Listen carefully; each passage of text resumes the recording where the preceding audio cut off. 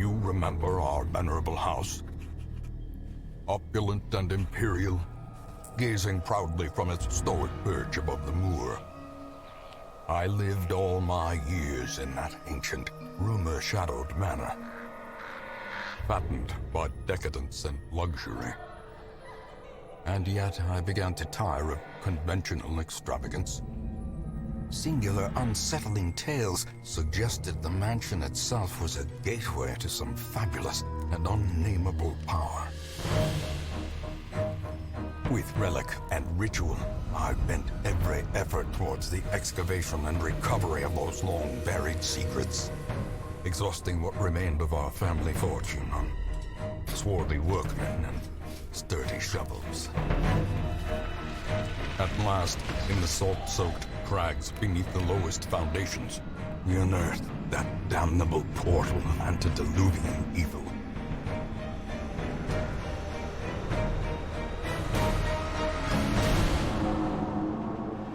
Our every step unsettled the ancient earth. But we were in a realm of death and madness. In the end, I alone fled laughing and wailing through those blackened arcades of antiquity, until consciousness failed me. You remember our venerable house, opulent and imperial. It is a festering abomination. I beg you, return home, claim your birthright, and deliver our family from the ravenous, clutching shadows of the darkest dungeon. Alright, good evening everybody. Darkest Dungeon is about making the most of a bad situation. Quests will fail or must be abandoned, heroes will die, and when they die, they stay dead. Progress autosaves constantly, so actions are permanent. The game expects a lot out of you. How far will you push your adventures? How much are you willing to risk your life in your quest to restore the hamlet? What will you sacrifice to save the life of your favorite hero? Thankfully, there will always be fresh souls arriving on the stagecoach, seeking both adventure and fame in the shadow of the Darkest Dungeon. I'm actually starting at a decent hour. So for those of you who were wondering where I was on Wednesday, I had a dinner with an old prof. It was very rewarding. I also got to catch up with some coworkers who I don't get a chance to see that often, and had a chat with one of them, so I come to you about, 10 minutes past when I was expecting to, but these things happen. So for those of you who didn't watch this last week, we had a very tough time of Darkest Dungeon. So we're going to be doing a little bit of rebuilding, but that's why this game is fun. My mic is a little bit higher than I normally keep it, so let me know if I sound funny. But we should be good to go. What else? Work sucks, but I'm going to save that for the Surviving Mars streams if I wind up doing them. Definitely back to looking at what my options are. In time, you will know the tragic extent of my failings. What else? More Daggerfall. Oh yes, I blew it. So there's actually two ways that I blew it. So I knew that Wednesday I wouldn't be streaming, but I did say that there would be a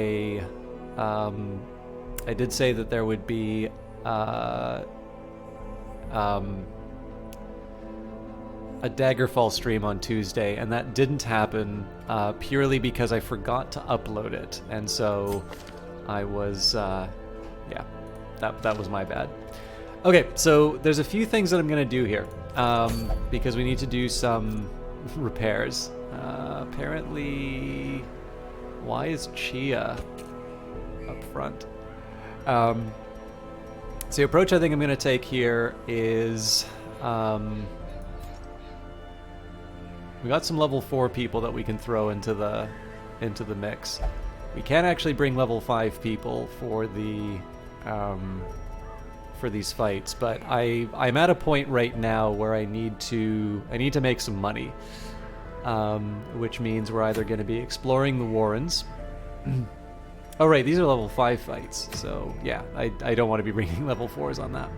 So in this case here, I want to be ideally doing long. Actually, the fact that this gives me deeds is almost certain that I'm going to do this Warren's one.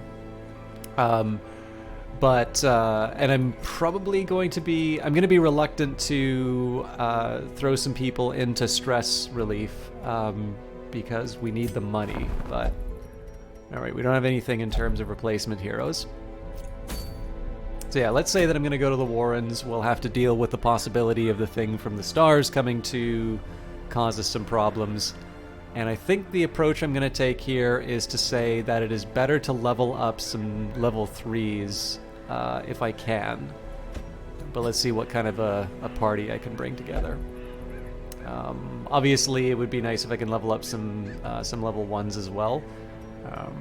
But 11k gold sounds like a really good reward.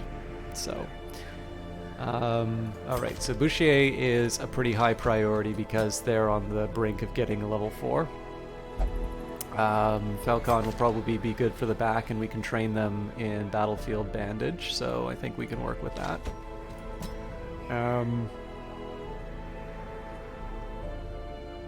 Yeah.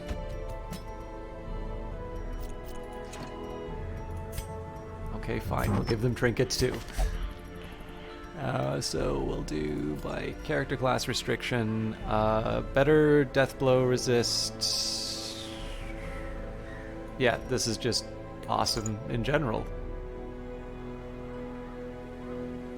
Alternatively, I give them more HP. No, I think this will work. Leper, what are we gonna give you? So lower max HP I'm not too crazy about. Higher stress I think I can live with, but better healing received. Okay, better healing is a good one.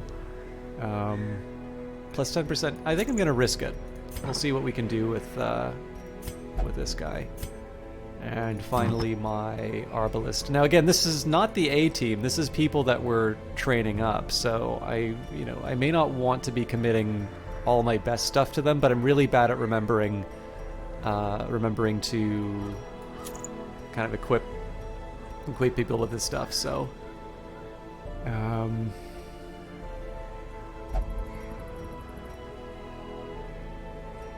Book of Relaxation actually would not be the worst. I know you're supposed to so I think in the ideal situation you're supposed to, oh, you know what, I'm going to bring the Swift Cloak. The best situation you're supposed to kind of tailor your party for each given quest, but I just find that to be a little too much of a time investment, so so if I were to provision properly for this, I would be...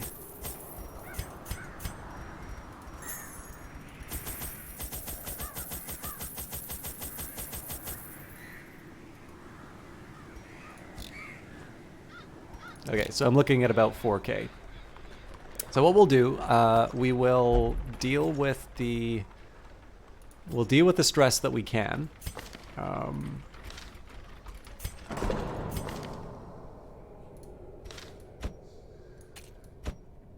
Keeping in mind I need to keep 4,000 in the bank. Got a lot of enlightened people. Okay, actually, my stress is not as big of a deal as I thought it might have been, but we'll get what we can out of the way. Okay, so I'm getting a little shy on coin. 1,200. I don't feel good about it, but Sharp is kind of on my 8. Ah, you know what?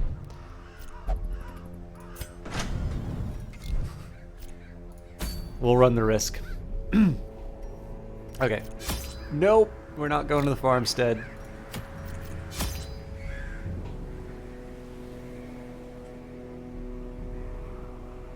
So I've got my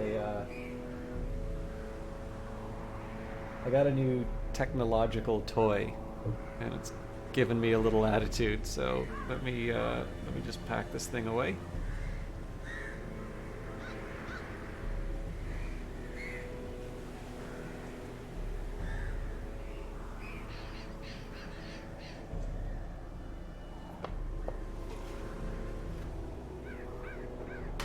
Okay, we are well and truly ready to go now. So I think I'm actually going to go for a full 12 there.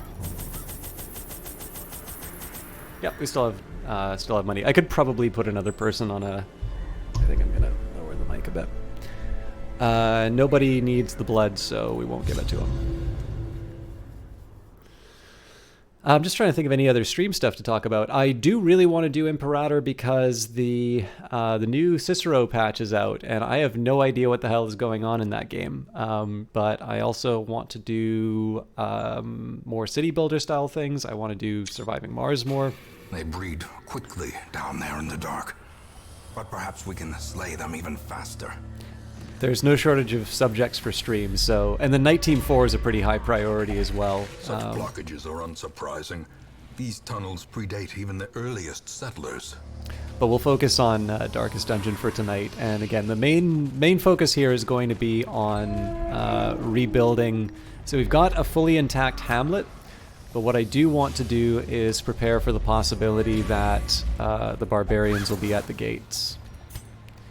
And we're not really equipped for another return of the wolf.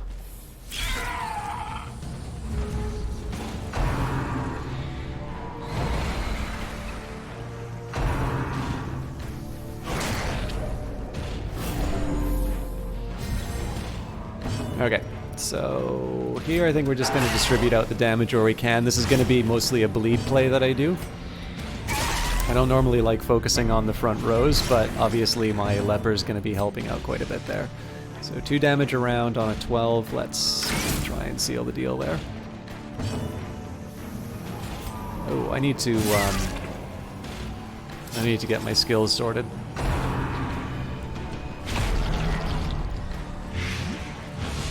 Again, I'm totally fine with my flagellant taking damage because they become stronger when that happens. Slowly, gently. So a heavier bleed on the front makes a lot more sense now. The Crimson after Rain isn't really going to do a lot, and I know my Arbalist is going to need to deal the damage on the back. So that's a sniper shot. That guy should be done next round. Yep. And so we're looking at 2 around. This guy's got 3 left. 6 around. Okay, so this guy is left standing. He doesn't need to heal, so in this case we can't afford to do the Hound's Rush. Disadvantage. Give them no quarter. There's really not much to do, but it does decrease his stress, so...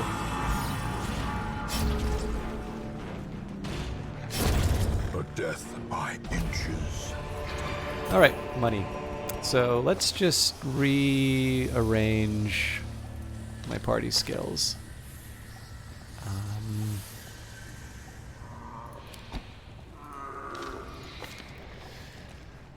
Oh, looks like I don't have... Oh no, I have Hound's Rush and Hound's Harry. I just wasn't paying attention apparently. And my Arbalist... Suppressing Fire is a neat one, but I think in this case we'll do Battlefield Bandage just in case things get a little hairy.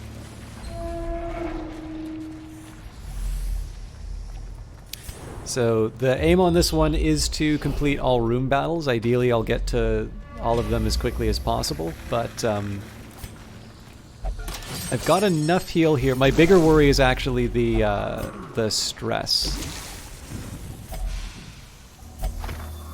An old journal entry. I haven't been reading those. And he's now a ruins tactician. So if I get short on space... Jesus Christ, there's a lot of Crimson Cord enemies. I'm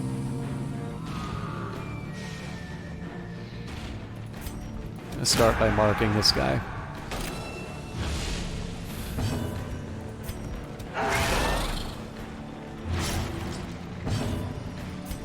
Basically gonna put as much bleed as I can on the back row to start off with.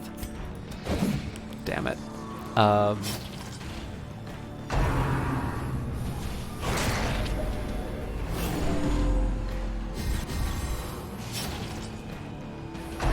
it's partly just to help with this guy in the back.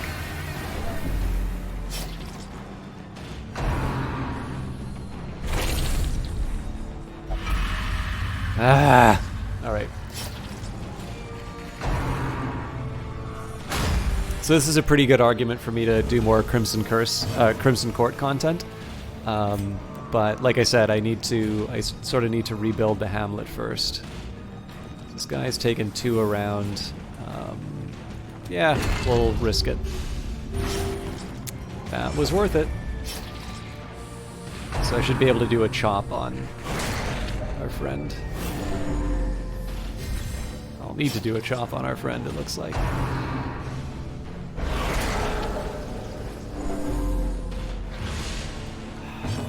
What is the deal with this guy getting so much stress? Okay, well, we'll work with it. So I was originally going to do a chop, but in this case, these are the 2 I want to Hugh, so... Their formation is broken. Maintain the offensive. And we'll focus down the back row now. As the fiend falls, a faint hope blossoms.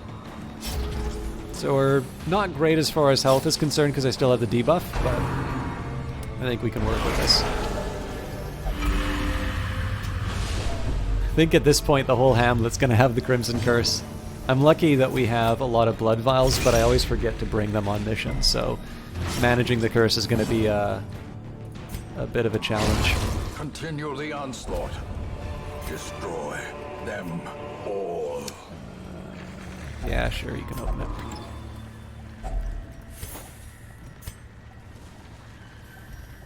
Did I forget to use a shovel, or did I bring too many? I don't remember. Anyways, it's kind of an illusion that I... Nah, you know what? I'm going to commit to the fact that I'm only going to do 1 camp, but... Okay. So I'm going to have to go to all of these rooms. I'm already equipped for the obstacles, so I might as well go through it. It's just annoying that I have to.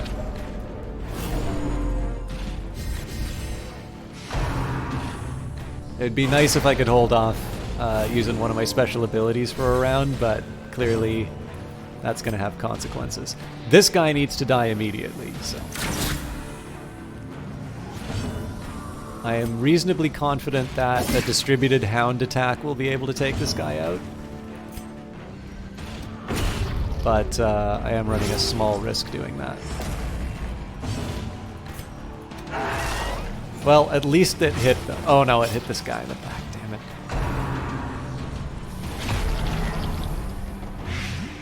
I'm hoping this guy doesn't do a... Okay, good. Ooh, that's gonna make stuff complicated. Okay, fortunately I'm gonna get my heal. Oh no, I'm not gonna get a heal. Confidence I'm still gonna have the heal enemy debuff. crumbles. My leper's gonna be useless. My Houndmaster's probably gonna have to move back. Unforeseen. Unforgiving. Okay, he is 3 around for 2 rounds, so we'll cure that. And so the question is Hound's Harry worth it, or no? I think bringing the leper up front is the better call. This is to stop the guy from turning into a bunch of mosquitoes and making my stress already obliterated. Any worse. All right. Remind yourself that overconfidence is a slow and insidious killer. I definitely want more Viscount's invitations, and I definitely want more deeds, so... it's a shame to do it, but... A bunch of scrolls. The cursive is sloppy and difficult to read. Nice. Okay, well, we'll do this one more time. The scrolls are well written. Oh, nice. Okay. So yeah, I think we're going to be going over the whole dungeon.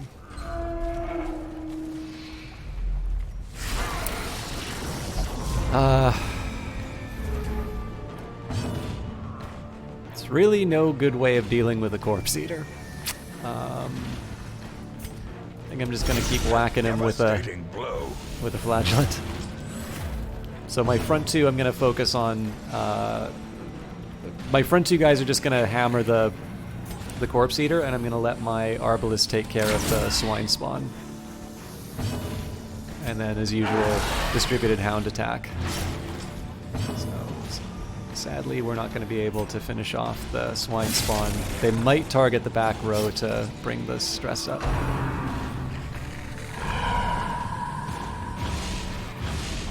So this guy has a heal if I feel I'm in danger. I think I'm still going to try the Hound's Harry.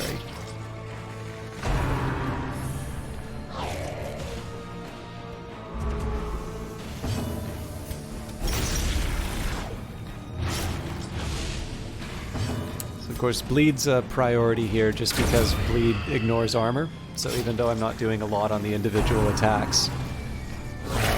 Mortality clarified in Right. a single strike.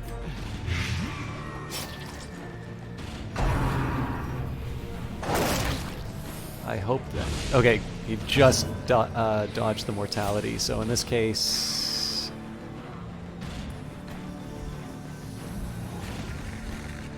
I hate that I'm doing this, but I'm going to do it with wounds. The bigger Nice. the beast, the greater the glory. So I'm going to use the Flagellant to heal the Houndmaster.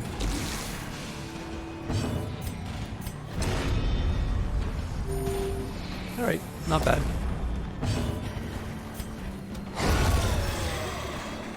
So he's going to tick down to the Blight.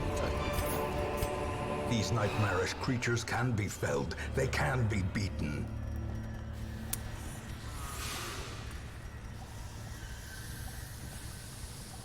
Trying to decide what's worth bringing. Because I want all of this. Okay, so The we're match gonna... is struck. A blazing star is born. Okay, we have to use it in the fights. There's an argument to camp, but I want to try and get that camp as late as I can.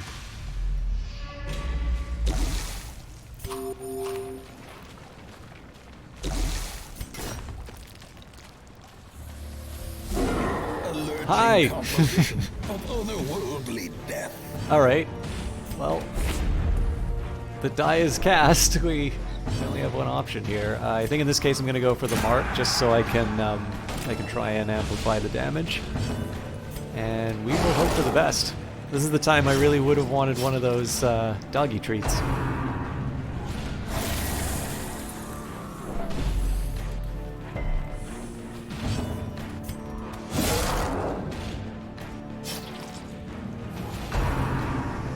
We've done okay against this guy in the past, so I'm not like... I'm not in like full panic mode yet, but I need to be careful.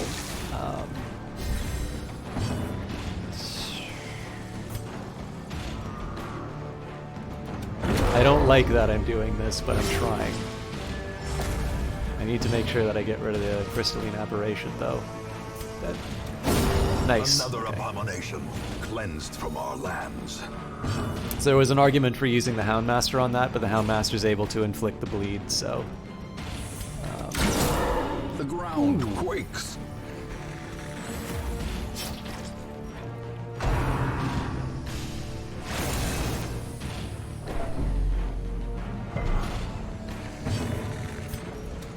Impressive. Yes, that mighty 4 crit.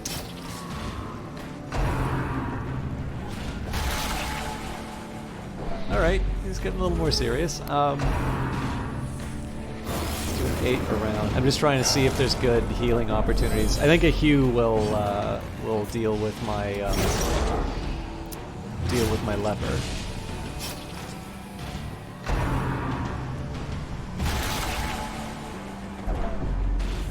Well then. That sucks. No, but he doesn't have the, Exposed to a killing blow.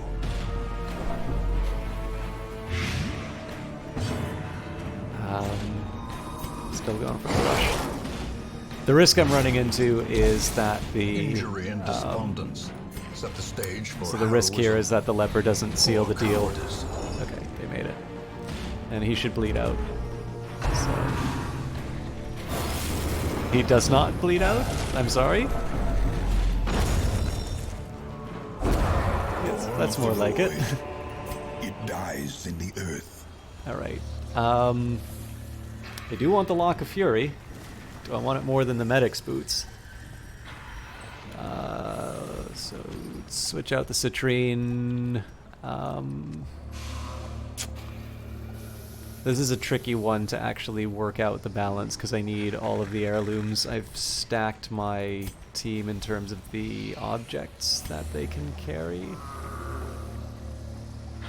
And so for the absence of better alternatives, I am actually going to have to leave this stuff behind. So this is going to be a pretty important fight because it's going to decide whether or not I need to use my firewood. I think everybody's going to have the Crimson Curse by the end of this.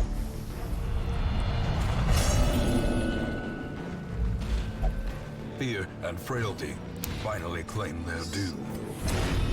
The hope is that I'm going to be able to heal my front row with their abilities, and I can get another Rumen. Oh, Jesus. Alright. That's going to complicate things. I kind of feel like bleed is my preference when dealing with these guys because I sort of know they get a free heal unless I can kill them in one round, and you can't rely on crits like that. So I kind of consider to be bleed. I kind of consider bleed as something like damage in the bank.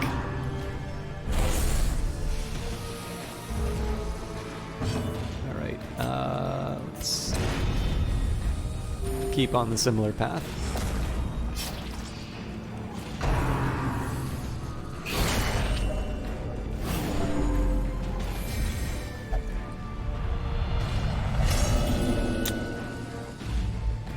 Self-preservation is paramount at any cost. Let's say... Okay, so there are two around. I do want to be working on this Chevalier, but I think... Let's take some pieces off the board first. So this lets me chop instead of Hugh. He's done for. And... I'd normally like to do a heal here, but the thing... I do believe that Darkest Dungeon is set up that the rate at which you take damage, even against against most enemies, let alone groups of enemies, tends to make the heal the worse option. Great is the weapon that cuts on its own. So if I can save a little bit of time with this guy, so much the better. Let's say... What's his dodge? Yeah, I'll go for it.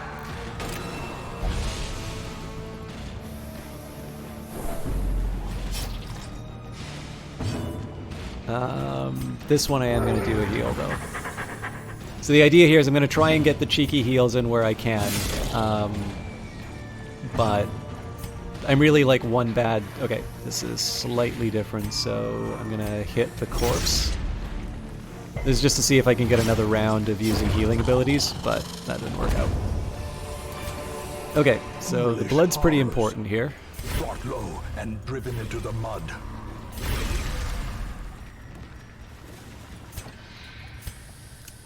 Let's see if I can get away with this. Yes. Oh, I shouldn't have done that though, because I wanted. I actually had gotten myself to a decent enough place to get through. Anyways, I've got free pack space. I don't think he has a disease, right? Yeah, it's the leper who wound up with Sky Taint. Okay, so first things first, see if we can protect ourselves from ambushes. We cannot.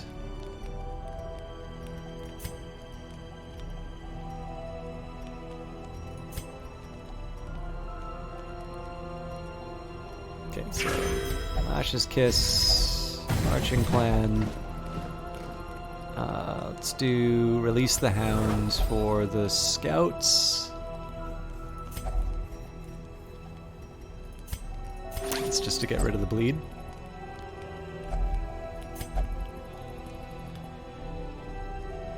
This is more about getting pack space more than anything. Hey, Lyra Zider, great to see you again. In Radiance, may we find victory.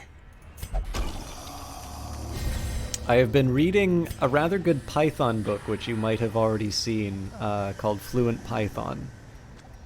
If you haven't, I finally think I actually understand some of the stuff in in the code that people have shown me. So we're going to be moving around the... So in this case, there's a curio here, but obviously we're going to be going through an obstacle and essentially 2 fights to something that doesn't accomplish our mission. So we're going to take the long way around. That's a little silly. I probably should have said something other than, like, talk about Python, because that's, like, your job. But seeing you online gives me cause to remember that. Alright, let's see what happens when we drink the moonshine. Fun. I think the Houndmaster's my best with traps. Have you ever played Darkest Dungeon on stream, Lyro? I don't think I've seen you play it, but then I haven't actually seen you play The Sims, even though I do know you play it, which tells me you have excellent taste. Okay, back row's the highest priority here because of the stress damage. Although I'll still distribute the bleed where I can. Not on stream, but you have played it. What do you think of the game?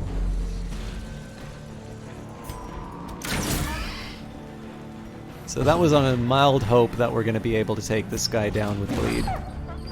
Shame on you, dog. Hugh makes a little more sense with my leper, obviously, because of the stealth guy, and he doesn't have a good back row attack. But the hope here is that we're able to deal with the stress dealers as quickly as possible.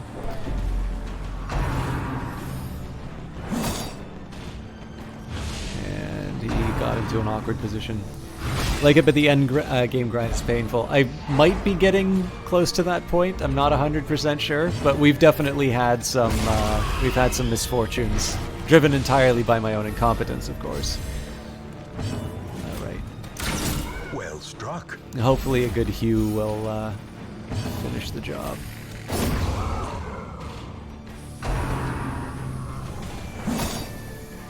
That puts him in an awkward spot, but I am going to be able to get some bleed on the Reaver. Such a terrible assault cannot be left unanswered.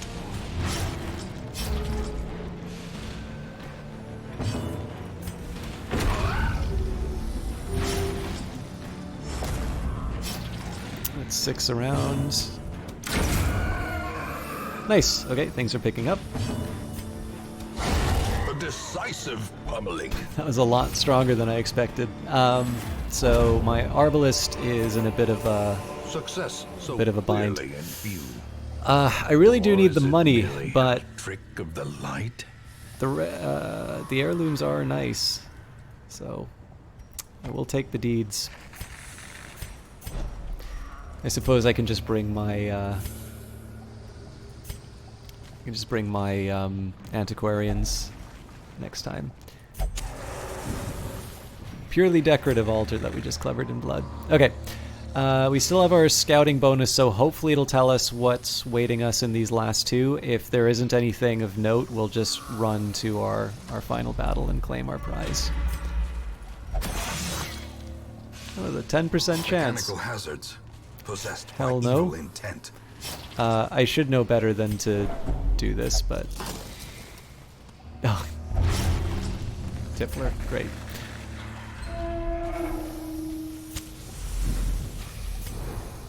Alright, let's see what's coming up. That's not very informative. Okay. Am I wrong on this guy's ability to... No clemency in this place.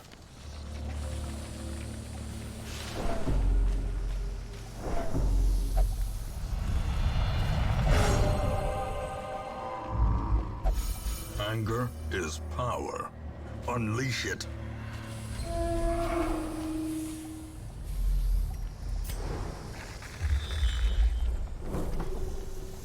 Hey, no problem, Lyro. I'm happy to have you. I'm happy to have you here. I know it's been a while since we've had a chance to talk. So, I own Overwatch, but I've not yet played it. So, I hope you do well. I hope the watches. I hope your watches over, and the other team's watches don't over. Powerful blow.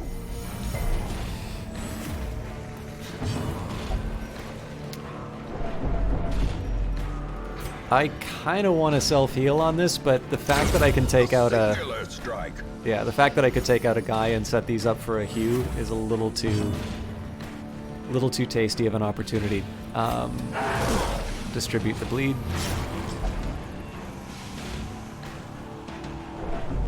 I am putting my Arbalist in quite a bit of danger doing this, though.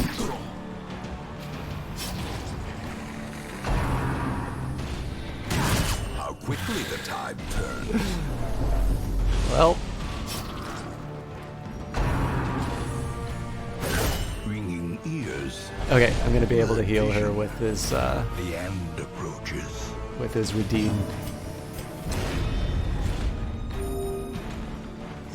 Weakened.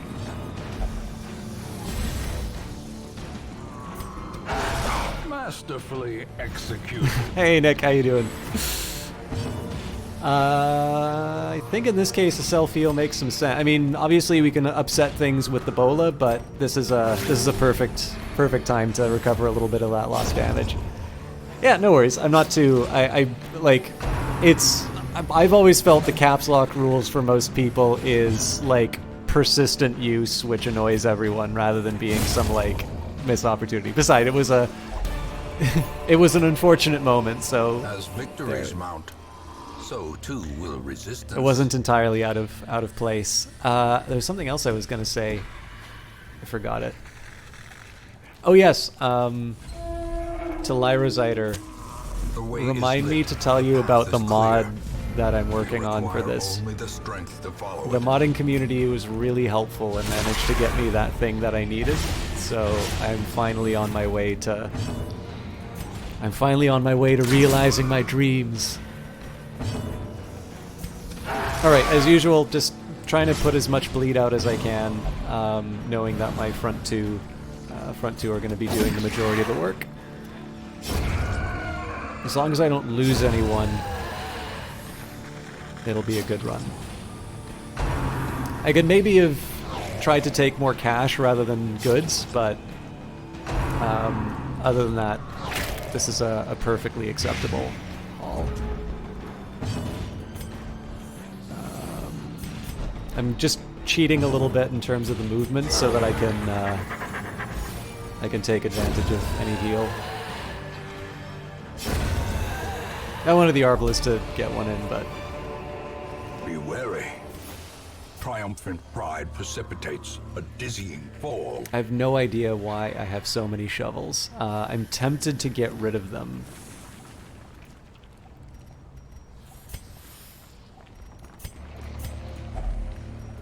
That doesn't do anything. We'll see what happens when we get closer to the hallways, but I should be able to get rid of some. I should be able to get rid of some shovels in favor of. I literally just gave you blood. Okay, maybe not literally just, but he definitely had a snack. All right, this is gonna get kind of interesting. Can I go back and get those emeralds?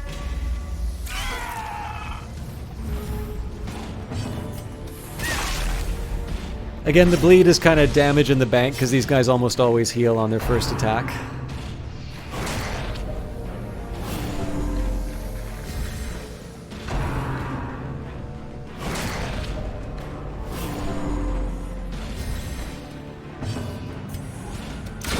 Precision and power. Normally I would want to prioritize people who haven't moved yet, but if I can get rid of the sycophants, I'm generally in a better move or mood.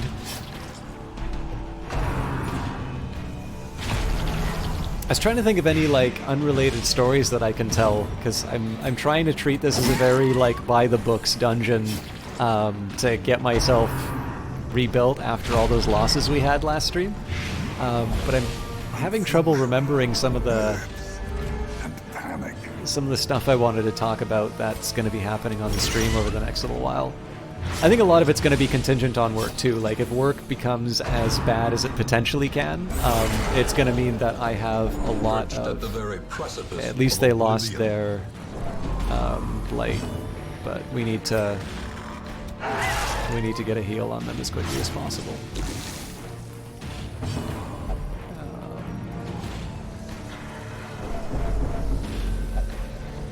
Yes.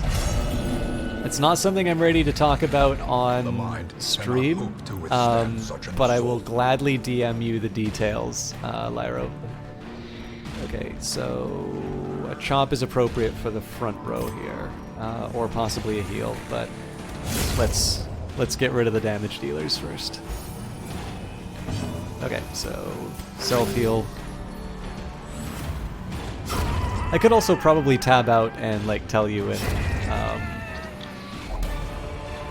like another chat format. Seize this momentum.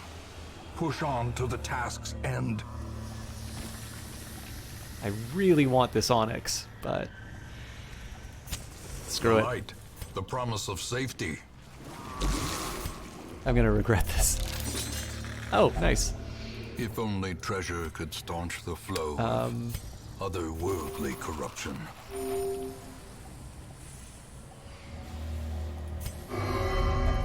And the people who watch the VODs.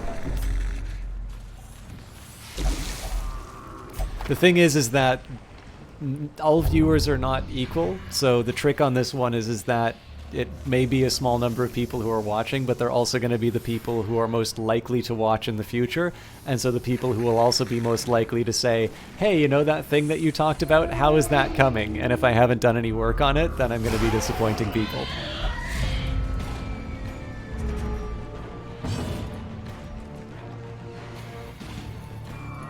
Just 1 second.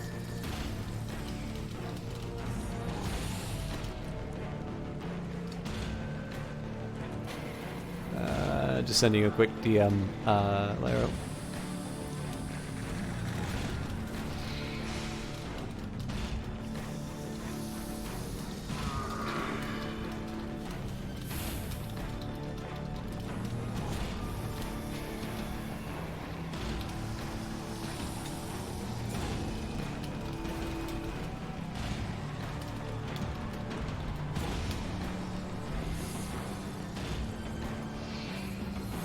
Yeah, so I just sent you the Discord.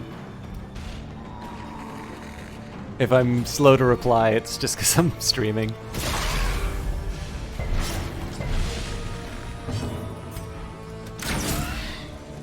So I'm prioritizing the swine spawn just because they can also inflict disease and blight. Whereas this guy just sends stress out. Dodges everywhere. We still have a fight. So I need to be careful about hard attacks in the back row.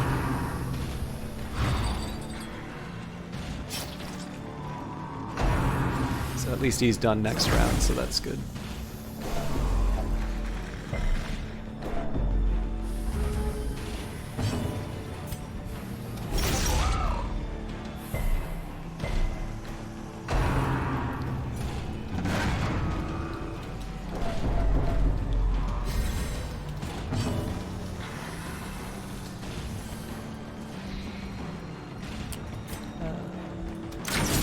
So again, the stress dealer is my next sort of target, at least as far as the back row is concerned. I think this one will do a Hound's Rush just to get... Okay! Annihilated. Not quite the result I was expecting, but welcome. Dazed, reeling, about to break. Jesus. I don't know if my flagellant is weak enough to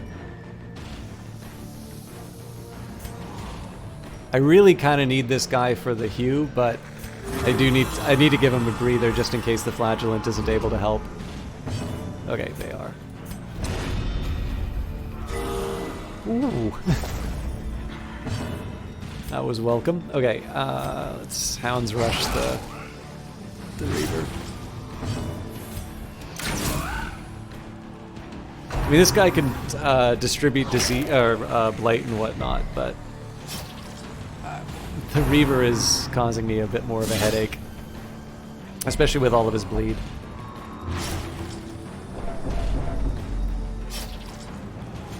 All right, we're due for a Hugh. Decimated. Nice. Oh God, so much stuff. Trifling victory, but a victory nonetheless.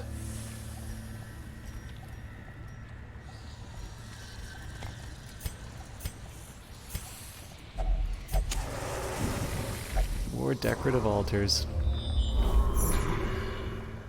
Okay, so 2 more fights. Well, technically 3 more fights and a secret room ahead. So it's going to be a little hairy. I am actually now very worried about Glittering gold, starvation. trinkets and baubles, paid for in blood. I'd normally love to pile on the heirlooms here, and there's kind of an argument for ditching the Viscount's invitation, but I'm just going to leave this all behind. Oop, wrong button. What are my characters' levels right now? We lost a bunch of like level 5s and 6. These guys are my level 3 team. A handsome reward. Or probably, well performed. I'd say the majority would be in the medium to, or sorry, the 3 to 4 level. That's not me using my statistical knowledge. That's a guess.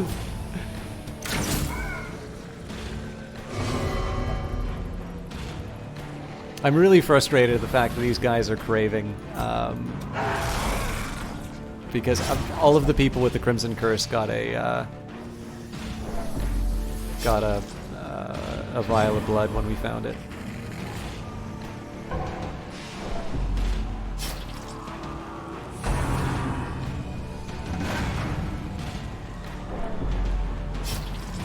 Okay, again, heart attacks are a very real possibility here.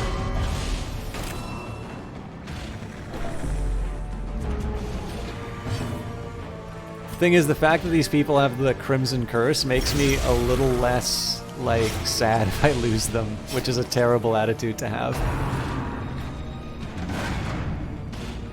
At least she's been dodging the Drums of Doom. This guy's gonna be devastating if he gets a heart attack, though.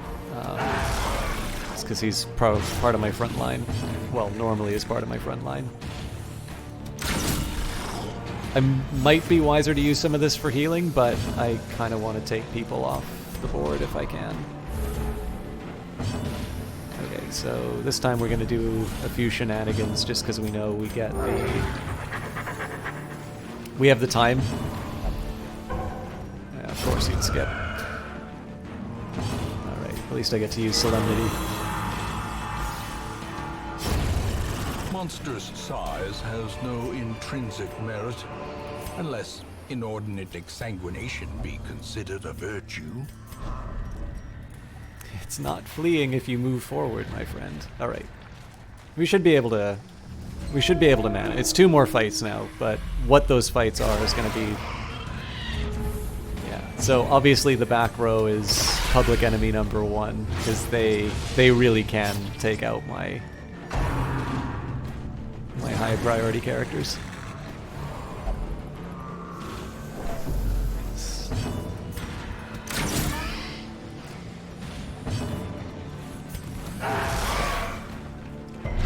I hate that he dodged that.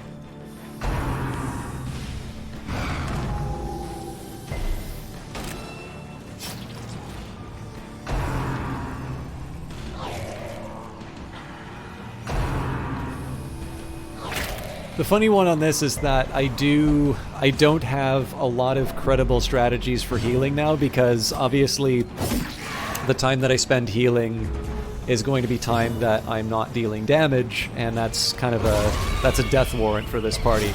So for normally I don't think twice about corpse eaters, but in these cases, knowing that my Arba is the only one that has sort of mobile heal, or flexible heal, however you want to call it, I actually need to sort of factor that into my decision making.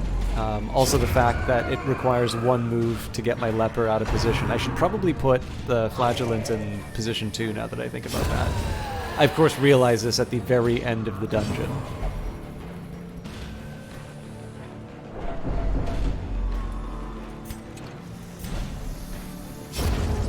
I don't think there's any advantage to having the flagellant in position 1.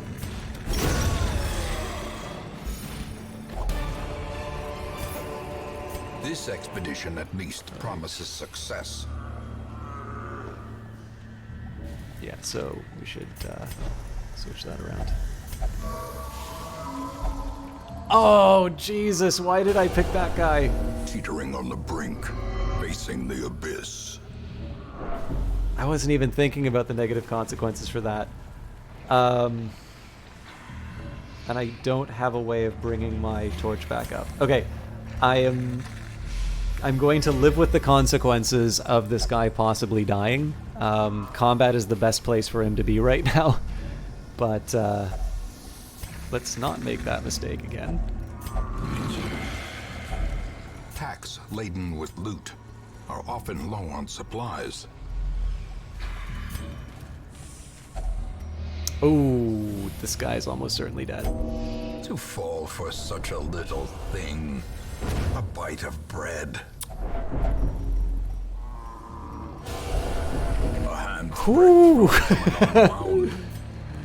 This is going to be a very exciting final fight.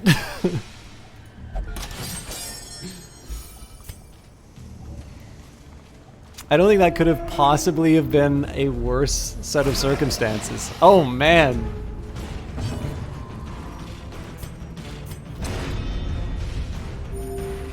You're about to witness miracles.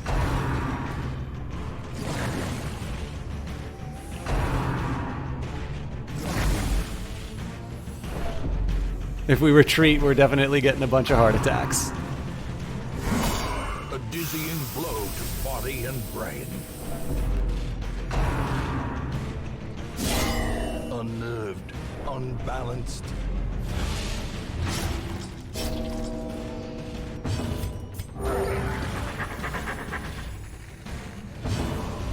If you skip, I'm gonna scream at you. Alright.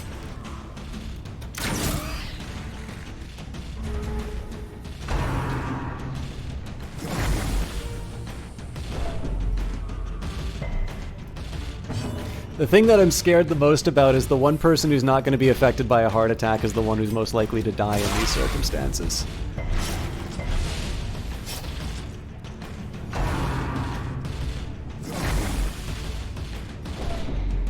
But I have a plan.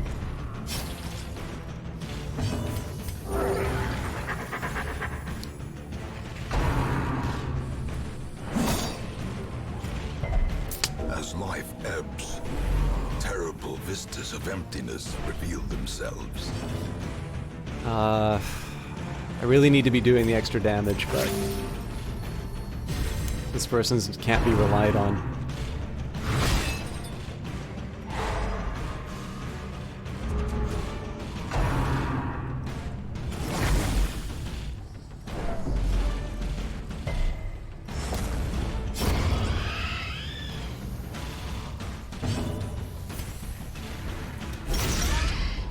I'm not sure about that choice to go for the swine spawn. We'll see how that works in the next... Hold fast, or expire.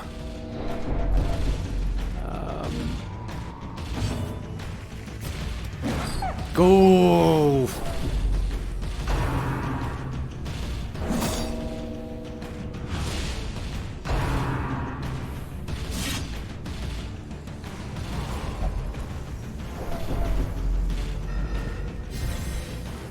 I just need one round with this guy. There we go. Okay, it's Not exactly like what I was thinking it would be.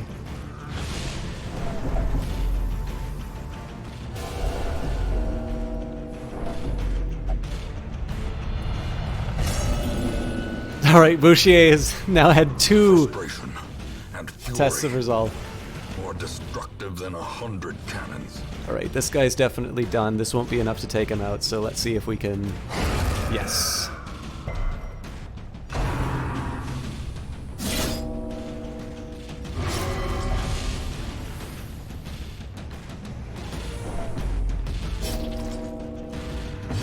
Clearly self-heal is the order of the day. So the really scary thing here is this guy's stress. So inflict as much bleed as possible so that he can at least deal damage in his absence. But I think we should be able to get out of this. The linchpin to the whole thing was whether or not I would be able to get the flagellant to take advantage of his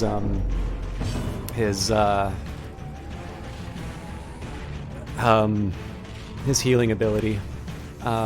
The real question here, no, the sniper shot can't target the front row anyway, so self-heal is the call. This one's a harder... Okay, what's his death blow chance? It's a fairly decent one, and he does do quite a bit of damage with the hound. Worth it.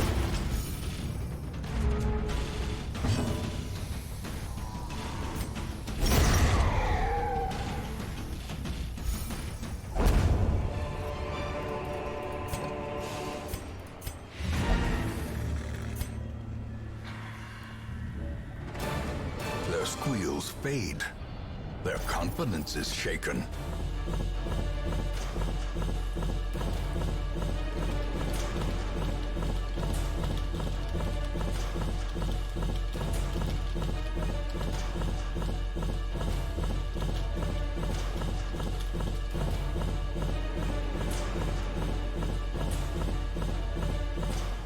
All right, so we're back on firmer financial footing, although I obviously left a lot of money on the table. And we lost Cardinal. We still have Falcon, Hot to Trot, Soft, Antsy, Warren's Adventurer, Prismatic, Isolation. Oh, was it 2 level 4s? I don't remember. Anyways, and a hell of a lot of Crimson Curse. Trouble yourself not with the cost of this crusade. Its noble end affords you broad tolerance in your choice of means. Gazing deep into the shimmering colors of the comet fractures can bring a sense of peace. I can never remember what the crystal does. I think it like heals stress or something like that. Yeah. Obviously, we need to pay a little. We need to pay back a bit of the reward in the form of stress relief.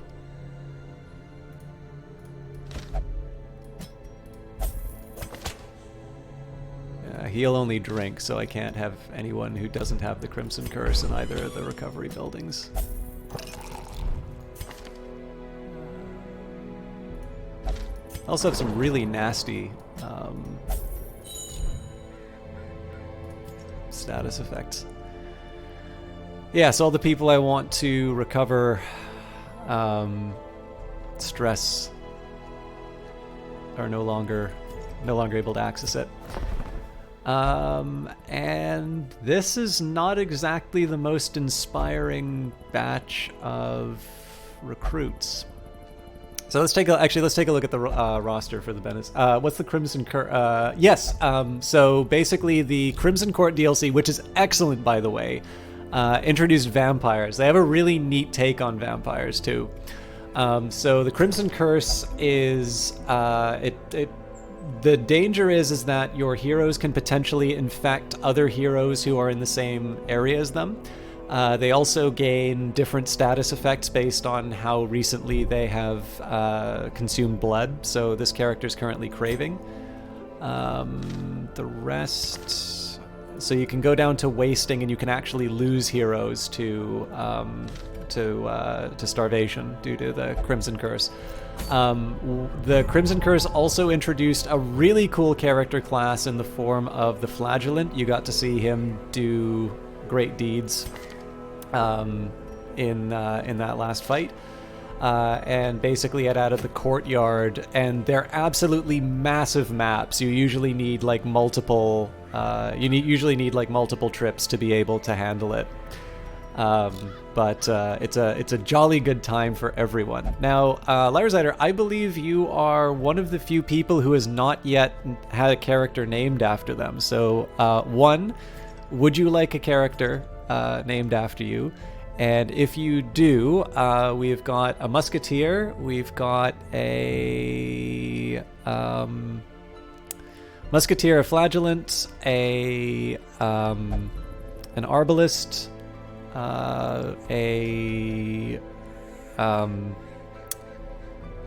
why can I not remember the name? Not witch doctor, plague doctor.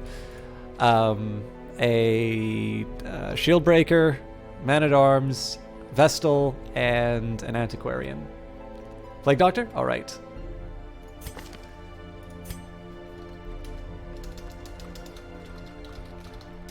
And you have your selection, you have your choice of options. So this is currently number 2, number 3, number 4, more red outfit, number 1, more gray, number 2 is a bit more whitish, 3 is more greenish.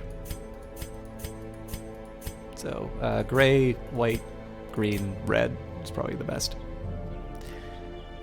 I'll put it back to the default, and based on whatever you say in chat, I can adjust. So the real question here, I mean, there's questions about what I want to upgrade first. I think the Stagecoach network makes the most sense. This is one of the very rare times that I've actually had a shortage of crests.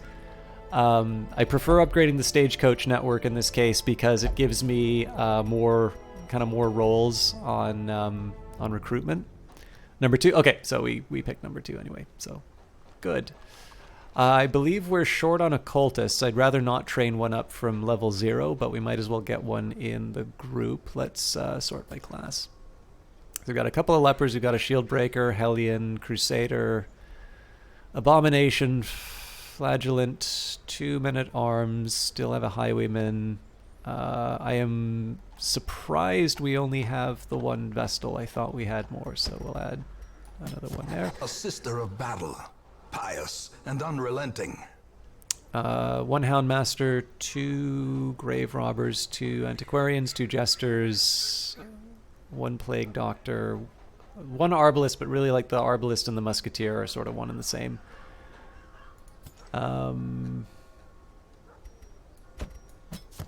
Barbaric rage and unrelenting savagery make for a powerful ally. Elusive, evasive, persistent. Righteous traits for a rogue.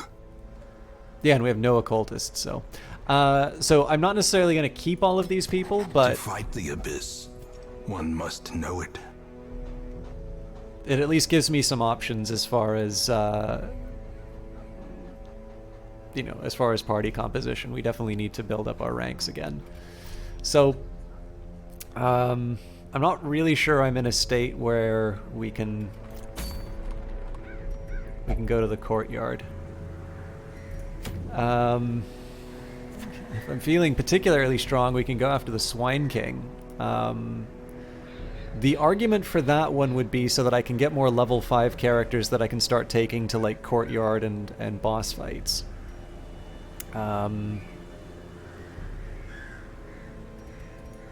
It's a short one in the Warrens for some busts. This gives me crust. Okay. I just need to remember what the Swine King was like. Because obviously we've fought a version of the Swine King before. And I know my go-to is, just hammering it with... Well, see, here I kind of feel like the Flagellant would be really helpful. Because I think the weakness we have is a lack of healing. Yeah, I think I'm gonna wait for some of my better. I think I'm gonna wait for some of my better people to become available before I commit people to that. So it doesn't make me excited to do this, but I am gonna go to the one low level region I have, and ideally I'm gonna pick people. Okay, so Antiquarian, because they'll give me money. Who is the better?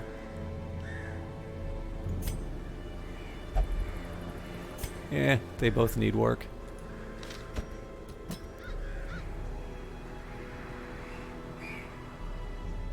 I'm a little nervous about bringing...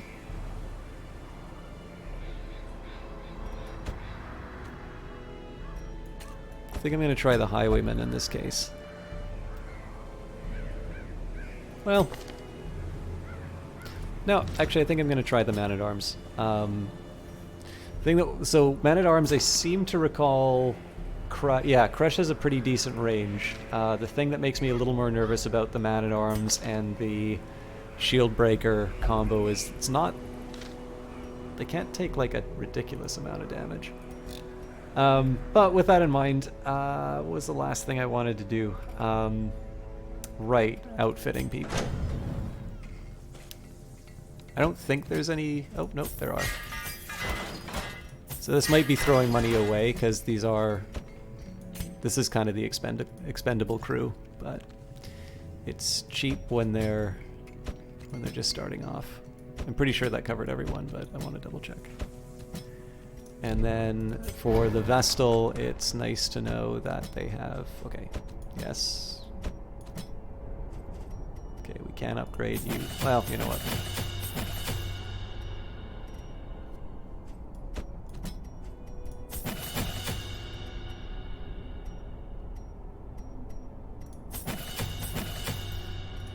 I'm not like rich, so I probably shouldn't have done that.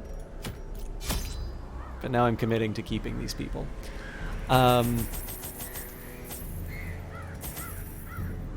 This feels like too much.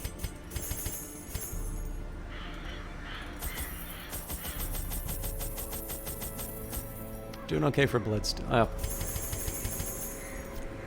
I'm so used to doing these long ones. This is probably a little under-provisioned compared to what I normally do, but I'll risk it. If you had a character and you died, I am at the point now where... To prosecute our war against the swine, we must first scout their squalid homes. You can come back. You will come back as the descendant of the person who fell. So where previously I said if you have a character, that's it, you're done. I am now opening up recruitment for people in chat again. So if you want your name in the game and you're not already living in the game, possessed by evil intent. Speak up. A handsome reward for a task well performed. So this was supposed to be a cakewalk. At least we've got good scouting. Or lucky scouting, maybe.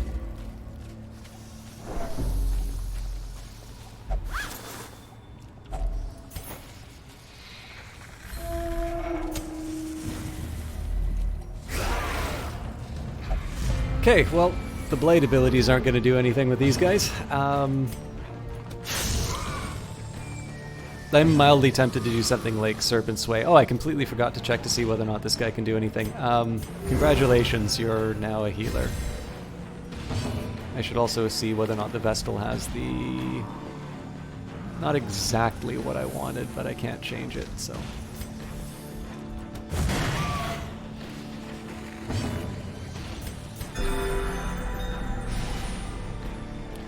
I was hoping to do something that could attack the back row, but we'll live with what we've got. So I do like having Serpent Sway on my Shield Breaker, just to absorb a bit of damage.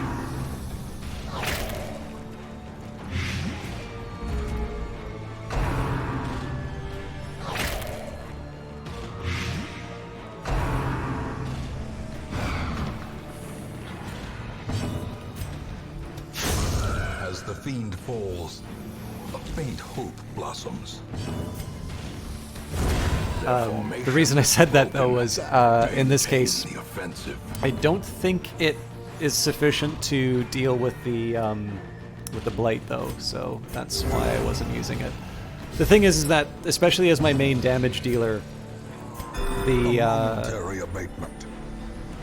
the shield breaker doesn't like passing a turn with them to help them absorb damage tends to be one of the more costly choices I can make. I think probably this dungeon is just going to be like shield breaker and man-at-arms both attack the same target. Vestal picks someone to heal, and the antiquarian exists so that we can loot stuff. I probably don't need to think this through a lot. I was just trying to think whether or not there's anything useful out of this. I think fortifying vapors is just it's going to be the order of the day. Continue the onslaught. Destroy them all. Partly about money and partly about just getting a little tempo with the stress for the other teams. This venomous vial is not going to be helpful at all in this location.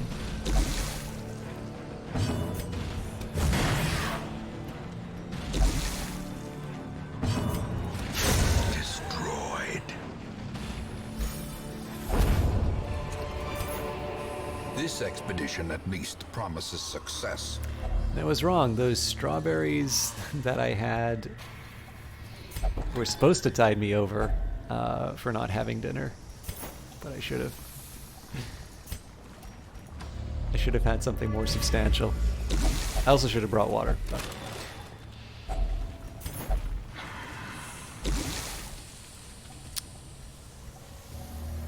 I know I checked this last time, I just forgot.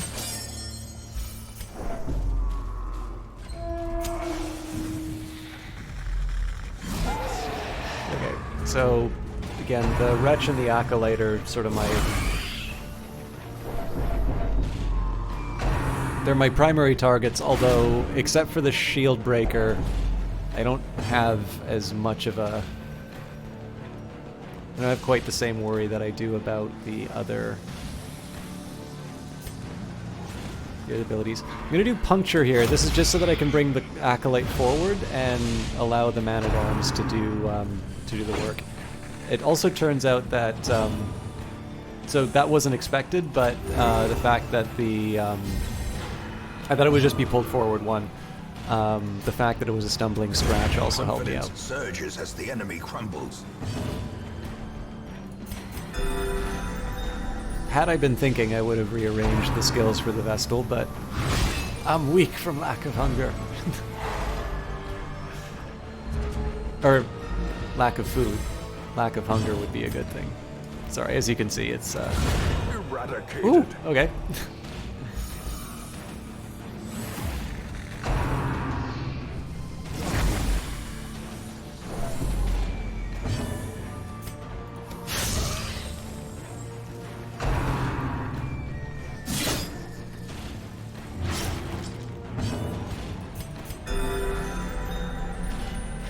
I think in retrospect there was an argument for me to do Serpent Sway here, but I'm going to be really stubborn about it. Press this advantage. Give them no quarter. I think the Antiquarian's going to start dedicating himself to healing themselves. I'm not sure I want to use the Vestal to heal anyone but the front two. This is going to be slow progress on this guy because we don't... well, at the moment I haven't been using the Shield Breaker to get through the prot. Ah! I got careless on my mouse movement.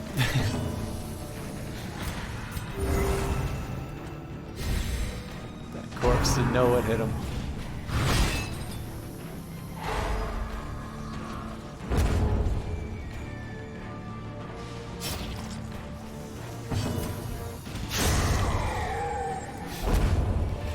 Just think, that could have been a turn ago. Seize this momentum.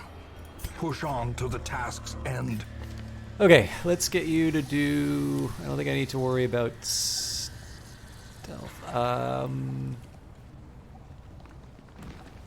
You know, I've never used Hand of Light before, but this actually seems like a pretty decent one. And I like it more than Divine Comfort in this case. So we'll see if we can get some mileage out of that. Maybe I'll change my thinking. Blight in the... Blight does not really seem to be a good idea. I will do get... Yeah. I mean, Protect Me on the Man-at-Arms isn't a terrible idea. But I think a little bit more self-reliance in the party, given the fact that I seem to have focused my damage on people who can do all of it in the first 3 rows. It's probably a little more helpful.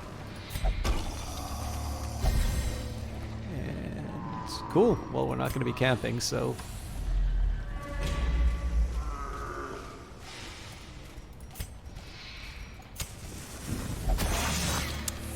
That's what I get for looking at chat. Curious is the trap. It may not have been on the map, but His efficacy I didn't see unwitnessed it by if his that own was eyes. obvious to all of you.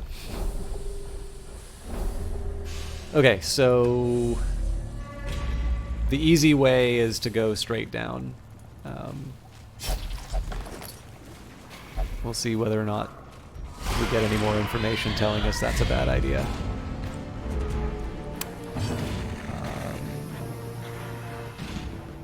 God.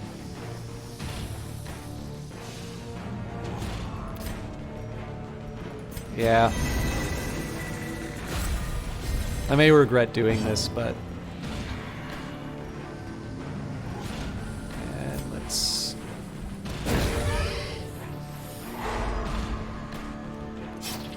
The drawback here is by doing Serpent's Way, I've said that the Cultist Acolyte's going to be able to do their work.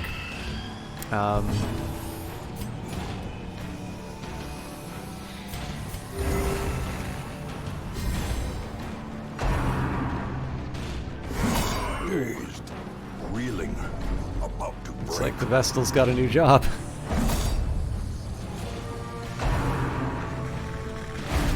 Okay, well, sort of paid off. Unfortunate. Oh, I should have pulled her forward. Teetering on the brink, facing the abyss. Okay, so Vestal heals the Antiquarian. Well, I mean, the Antiquarian will take care of themselves, but they need something a little more credible here. Can't do anything about the back row, unfortunately, so our torch is not in great shape. But we'll accept our state and see how the order goes. All right, that's a welcome development. That's a shame. A brilliant confluence. Especially because if I probably just went for the straight attack, that would have been enough to take him out anyway.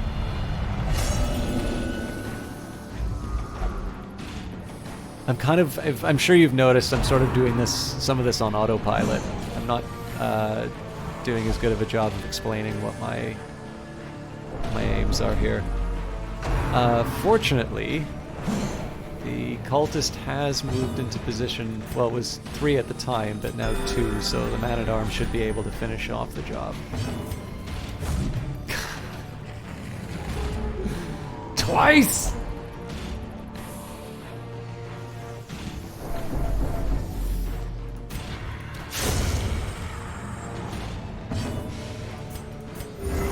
Soothed, sedated. We may not even need this healing by the end of all of this, but... There's like some treasure at the end. Clearly, I want to prioritize it.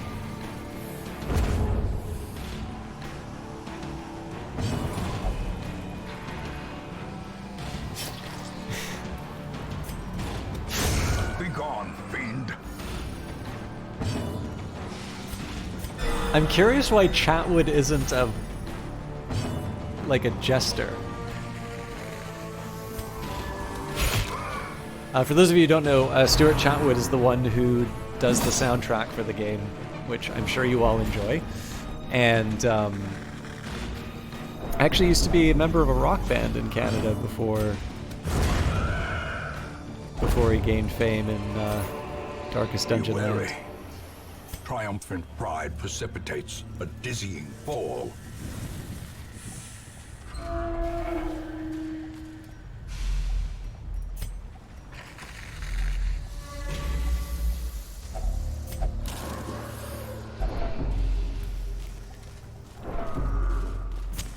The light, the promise of safety. Again, always happy to see more loot.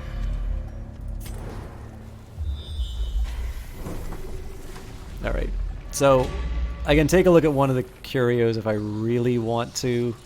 I think I might just take my winnings and go home. Cruel machinations spring to life with a singular purpose. Maybe see if we get like a scouting or something like that.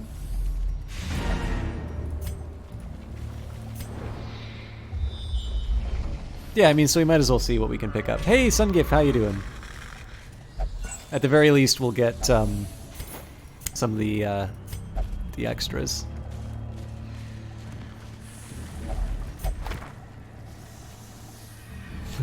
All right then. Oh, you know what? I'm sorry. There was another curio I could have checked. Oh well. You were relieved. I could be better. I'm a little hungry, and work has been particularly troublesome. But I'm happy to be back. I am obviously very sorry that I didn't get a chance to stream on Wednesday because I was meeting with my prof, and then in a boneheaded move, I completely forgot to upload the Daggerfall episode. So that was ready. I actually spent a lot of time recording a whole bunch of Daggerfall episodes to make sure that I could have a good runway, and I just, it slipped my mind. So, it is what it is, Sungif. I have a plan in mind. I am really so I am looking for a new job, not like in a new government department, but a new division, and I have some very good leads. Can you feel it? But I need it to happen. Between the sane world and that unplumbed dimension of delirium are tenuously thin here. I need it to happen reasonably quickly, so we'll see. We'll see how it all goes. Okay, first thing we're going to do is take a look at the stagecoach. So I think Lyro is currently our only plague doctor. I think we lost our last one to one of my ill-fated dungeon expeditions. Yep, so... What better laboratory than the blood-soaked battlefield? I think these are reasonable hires. Let's get...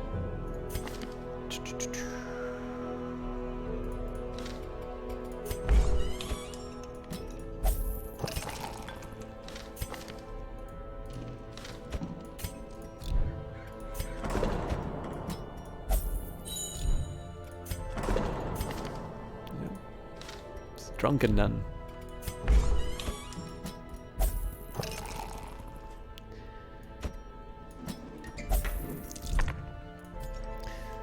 It's also a nice little chance for me to get some of the other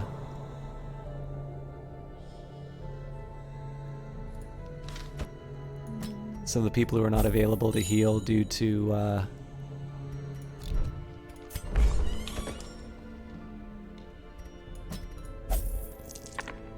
I've now made Lyrozider a degenerate gambler. I don't know if I told you you live in a collective for disabled people, but you do, and you're being relocated for 18 months while the city renovates your block. Oh, is that... How inconvenient is that for you? Because it sounds like you're doing well, and that strikes me as something that would be remarkably disruptive. I hope you're doing well. Okay, so we got a few people craving, nobody wasting yet, so... Oh, nope, Boucher is wasting, so... There are definitely some things I can send level 4 people on. Also, I think we've got... Oh, we're just shy on the crests. Okay, well, this is a fine opportunity to go kill the Swine King. So, Pistries. By the way, before I go, does anybody want a character? Either if you had a character before and are now dead, or if you have been so impressed by the displays so far. It's open to everyone. So, I am kind of feeling like a little bit like the last batch that we had. Can you be a tentacle healer guy? An occultist? You absolutely can. We just recruited a couple, so I'm gonna guess you'll go as Sungif. And do you want, this is outfit number 4. Number 1 more reddish, number 2 more black, number 3 more purple, number 4 a little more green.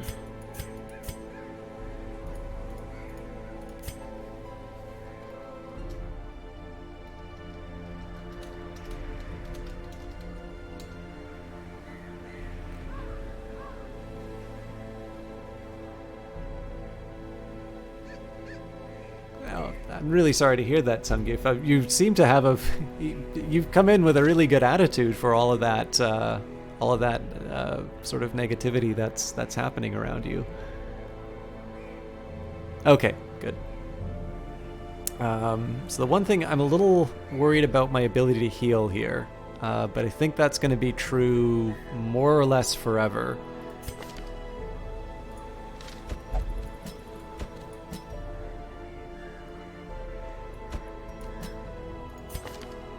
I just want to make sure so we've got kind of a similar pattern in place. There's a bit of an argument for me bringing Camerooni along because they're able to deal with stress and whatnot. But in this case, I think I'm gonna bring the band that worked last time. So, hey, JFC Fuller, yes, one of the few. I should actually, maybe because we've got a few more familiar faces coming into chat now, I should show you all the fate. So again, we are open to, if you've had people, as long as your character is not currently alive, I'm going to be adding more people, because you'll notice there's not a lot of stream names in the roster anymore. So, of the people who were named after viewers, Jamie Sam died week 14, eaten by a crocodilian. Valkun died, they bled out. Captain Zerge died, wasted away to the Crimson Curse. That was the first that we found that happening. Johnny Big Time was murdered by an ally on the same round. Ed Baver also was eaten by a crocodilian. El Doby died the next week after bleeding out. Ego Akaran had a heart attack due to unsustainable stress, as with Casual Nothing, Mojo Storm, and Tall Woman Alive. That happened over a 2-week period. Kite fell to a Bone Commander. Plagus also had a heart attack. Frankenvinder died to the Miller. That was also a Plagus' job. I believe that was a team wipe? No, there was one survivor. And I think that is it for the... T. So you'll notice, like, there's, like, this, like, sort of minor gravestones, and then there's, like, a lot of really good gravestones, and then we've just run out of really good people to lose, so it's balanced out a little bit. You wouldn't let... Okay, I'll make sure you get a trip to the brothel next time. It's so expensive.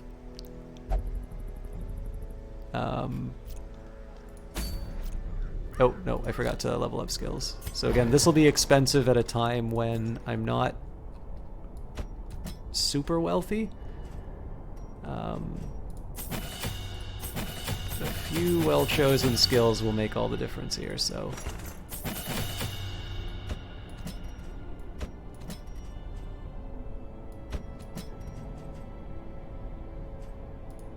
Yep. We are in decent shape. Now, the most important thing is I need to remember to bring the blood.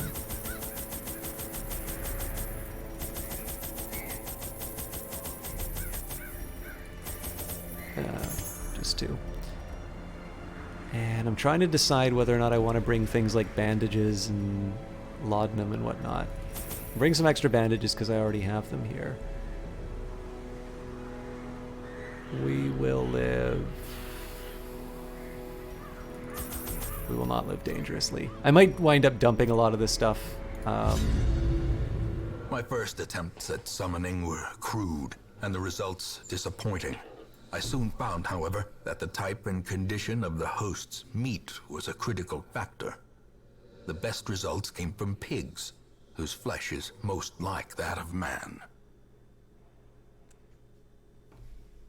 I thought we were after the Swine King. A nameless abomination. A testament to my failures. It must be destroyed. Okay. A fun little guessing game. I think I'm gonna try just beelining to the top right corner first. So one of the more critical tasks right now is to try and preserve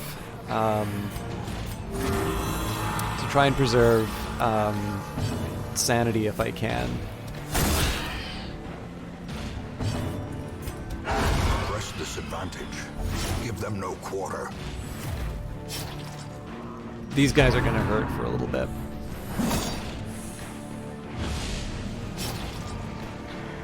But if I don't have an opportunity to hew, I can at least sort of sit down and heal up.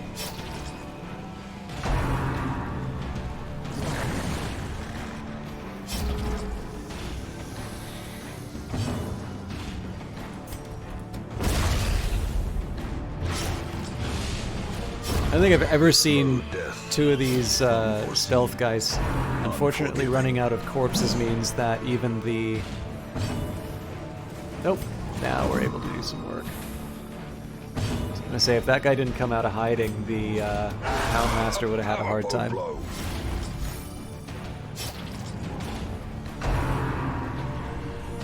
So the nice thing here is everybody's gonna be healing next round. Do you have a favorite class, whether aesthetically, ability-wise, personality, or whatever?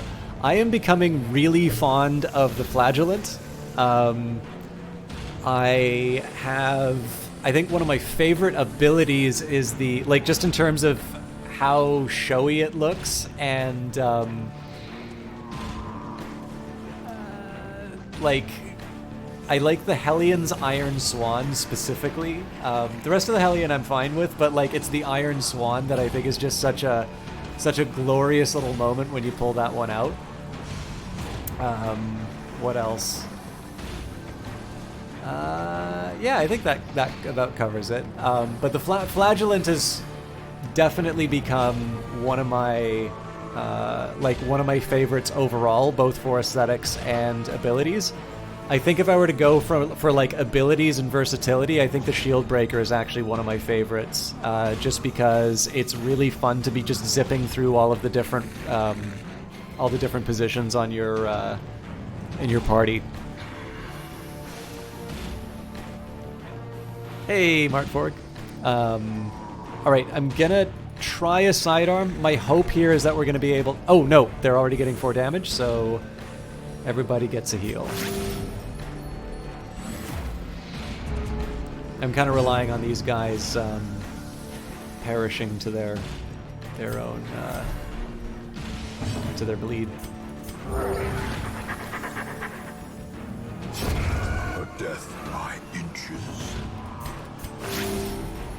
Probably should have healed the Flagellant, but then the Flagellant gets better when they get damaged, so... Slowly, gently. This is how a life is taken.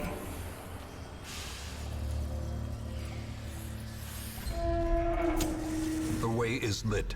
The path is clear. This is gonna... We require only the strength to follow Like, it. these are all kind of high priority targets.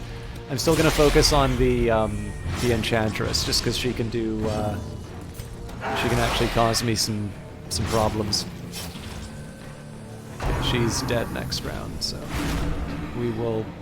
I'm probably gonna move on the Swinator.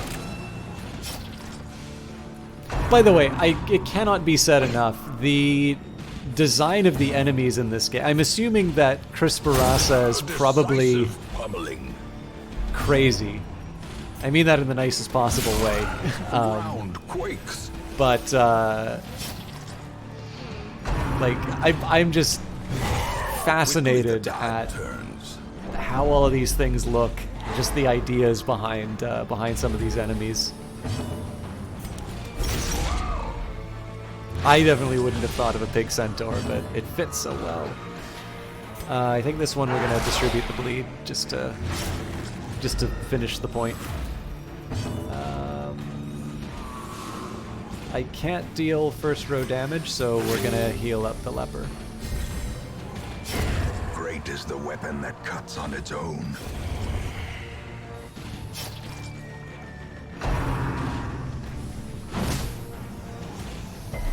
I live with a backhand.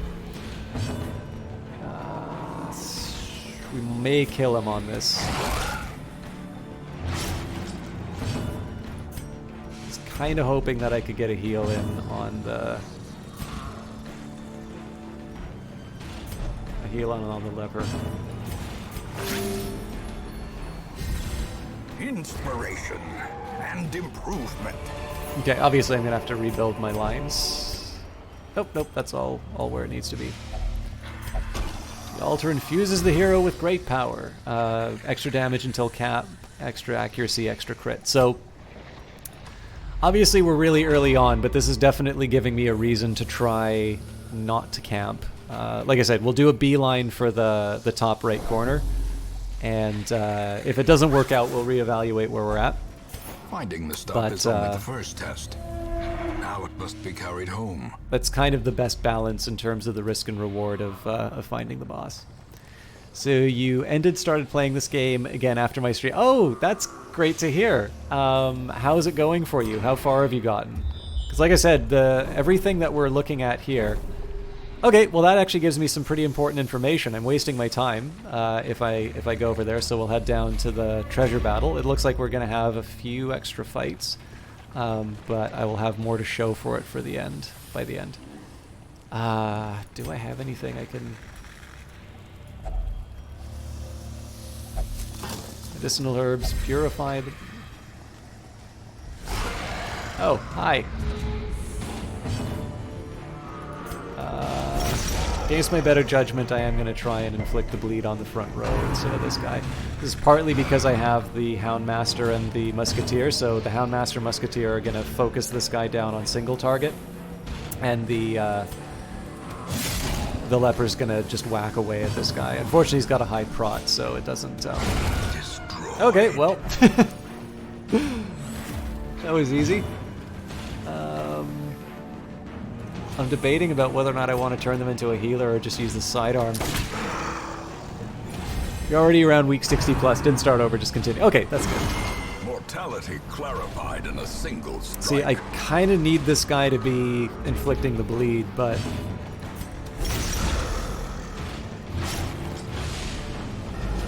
5 damage around, he's got 8. I think I'm going to risk it and get some healing in.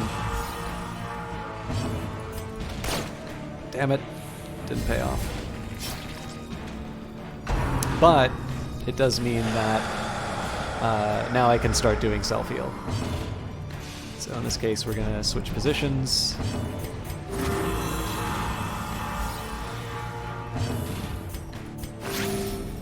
Hopefully the Doge heals. A time to perform beyond one's limits. Again, when I'm switching positions like that, that's just so I can gain a little tempo to see if I can maximize the number of people healing. Yeah, I would expect so too, Martford, but we'll. I think it'll be a new experience for the both of us when I finally get there.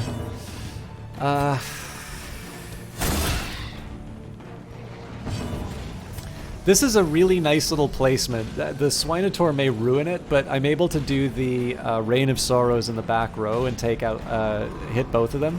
But I'm still also going to be able to do the chop that, or the attack that takes the front too. Continue the onslaught. Destroy them all. In this case, I'm going to do the Hound's Harry. I'd like to self-heal, but again, inflicting as much bleed as I can to... Poor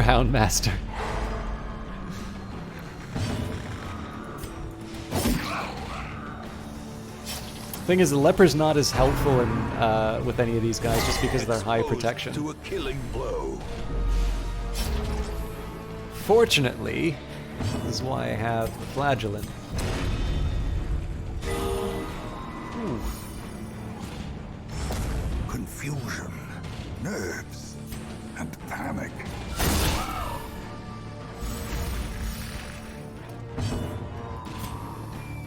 So, the nice placement has been ruined. This guy's not going to bleed on his own, but that's just a dick move on his part.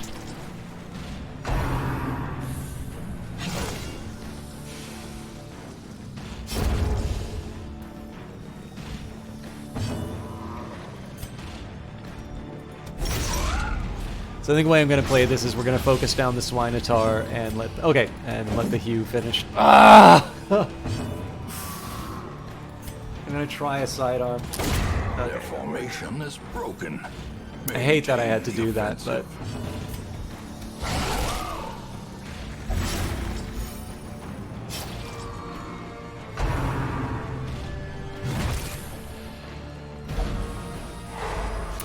and it's always such a shame when they get knocked to the back just because the leper can only do their healing from that position. Need to get some semblance of order back in here. So he's gonna bleed it out. The wounds I'll of let the war folks who can be heal, healed, but but never it's hidden. not gonna be that impressive. Okay, As now we need to make victories some mount, decisions. So too will resistance. I have not been using any of my like bandages or like blight stuff.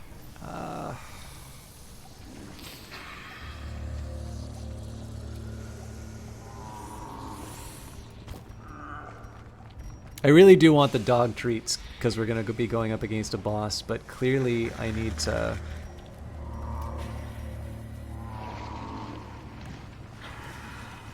make some tough decisions in terms of what I bring.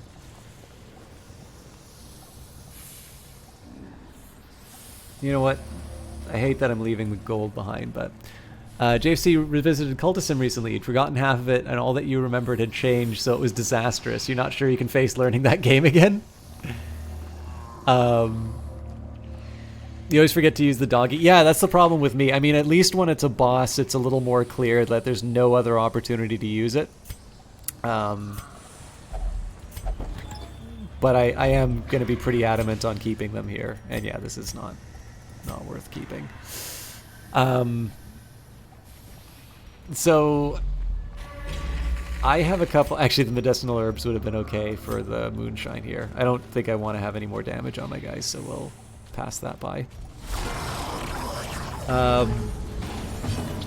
I actually have a way to introduce some confusion for me in Cultist Simulator once we finish the Ghoul playthrough. Which is obviously... I would have thought we'd be done by now, but obviously I also wasn't expecting the meeting with my prof to happen when it did. I should have probably just used the dog on the archer directly. Annihilated. Alright, well, you know, bullet between the eyes works too. I don't like that I'm doing this, but I think I'm going to do the Solemnity just to give myself a little bit of an edge. We have enough people who can focus down on this guy that I think losing one damage dealer isn't going to be the end of the world, and it allows me to buy some time camping-wise.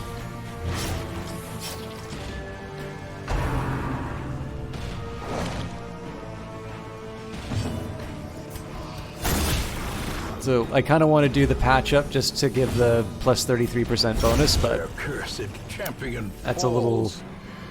I think that's a little too... Ah, damn it. Seize this momentum. Push on to the task's end. This is all really good stuff, so... The match is struck. A blazing star is born.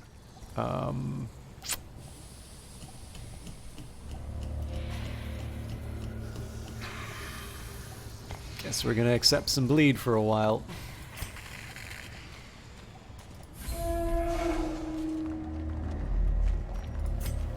If I had a clearer idea that we wouldn't be running into any blockages, I'd be really happy to ditch the shovels, but it's just too much of a risk at the moment.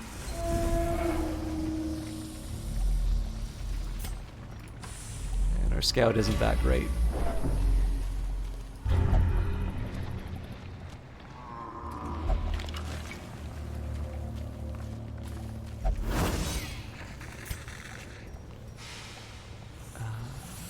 I'm gonna be cheap on the torches. There we go. It Right. is a travesty. A blundering mountain. So I believe each time we hurt Wilbur, the Swine King goes nuts. And it looks like we did make... Oh, it actually looks like he's susceptible to bleed, too. So that's worth knowing. Anyways, we have our work cut out for us.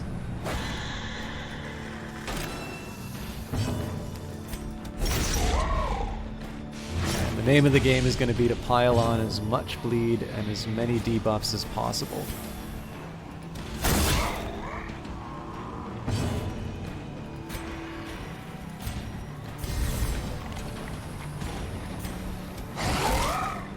I'm a little tempted to just give everybody their blood supercharge. Reeling, about to break.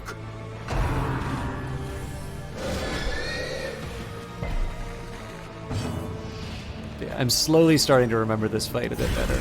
It's like this guy hits like a truck. What? I would have thought that that would have been Bloodlust.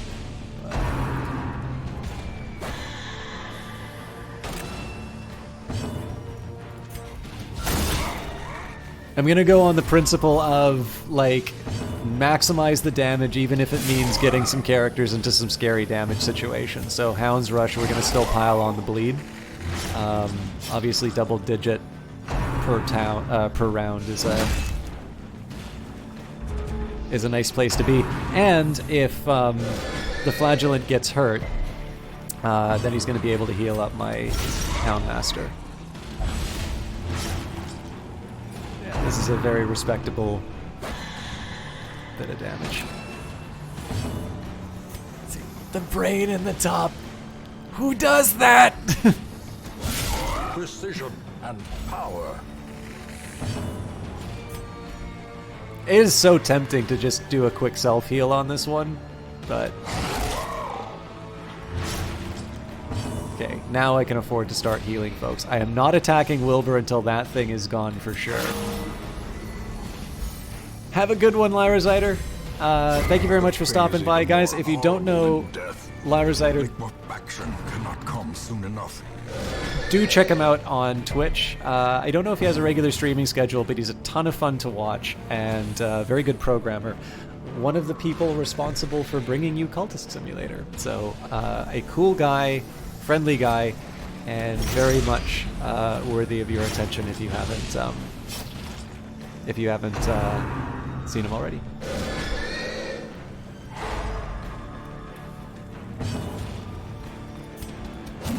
So there's a small temptation to heal up my people because I want to pursue the rest of the dungeon, but... As the fiend falls, a faint hope. Oh god, so much stuff. Okay, so blueprints. Well, I suppose I can bring the blood charm onto someone.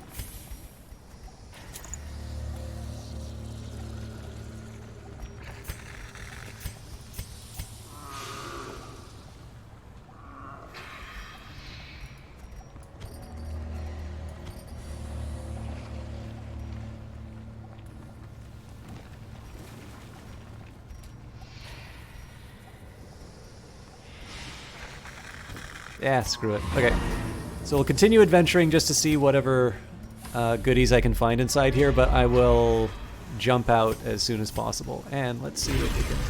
Yeah, so apparently I can't actually get these guys to move above, like, craving or something, so... Glittering gold, trinkets and baubles. And the aim here is to try and get the low-hanging fruit. I prefer not to go after... prefer not to do fights. But I'll take them if I can. I'll take them in the... I won't run away from them if I have to. Oh, purchase, I didn't mean to do that. spirits are lifted, and purpose is made clear. After this dungeon, I may take a minute just to get some water so I can hopefully be a little more coherent. This guy will bleed out. Yeah, we'll go after the supplicant.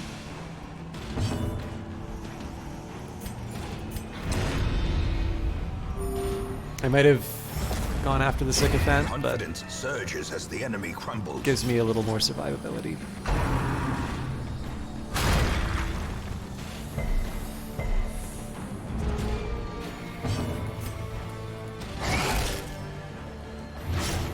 Mostly what I'm doing here is milking the most I can out of the Houndmaster, who's going to be out of commission for a little bit.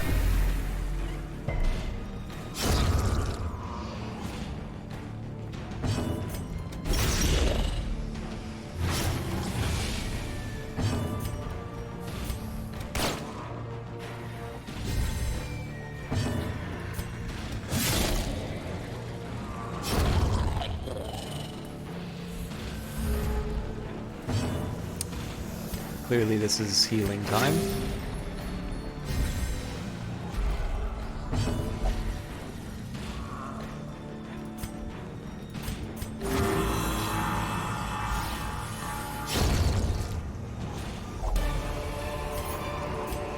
Foolish horrors. Brought We'll ditch low the and torches driven in into the favor. mud. I don't think I'll need to. No, I do need to. Okay, so surely now, yeah. And use the key for... Hey, more blood. Is there anything I can give up for... Yes, food.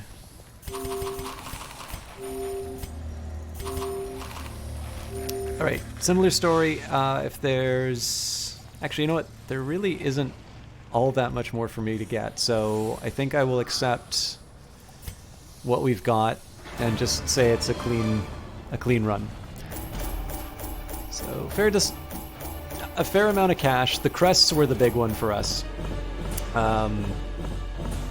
because that will allow me to finally finish the stagecoach network, and I'm sure we've got at least someone on a level up. Ooh, 2 level 5s. So Fear of Eldritch, Witness, and Luminous. So this will be a little expensive to move everyone up. Competition fosters skill and confidence. Archery Tournament. The keenest eye and the steadiest hand will prevail during this week's tournament. The winner will claim the coveted Caretaker's Cup. So I want to make sure that my musketeers and arbalists aren't doing anything so that I can get some spare points. Light Reciter gambled and recovered 69 stress. Rathgerber is addicted to the thrill of the dice and is now a gambler. They also recovered 69 stress. Sigur had a night on the town and recovered 70 stress. Chatwood had a night on the town and recovered 70 stress and is no longer irrational. GNR/49 medicated and recovered the 84 stress. Or meditated, sorry, not medicated. Medicated is the other building. Krivakur has achieved constant calm and has now gained the calm quirk. Krivakur. Meditated and recovered 70 stress. JFC Fuller is thirsting for the blood. We've got... Wait, is it 3 champions now? Cool. Oh yeah, you're wasting. So looks like we need to get some level 5 people to go and make magic happen. All right. First up. Better Stagecoach Network. I'm gonna kick people out of the current lineup. So let's do sort by class. So I've got 1 position available, and I've got...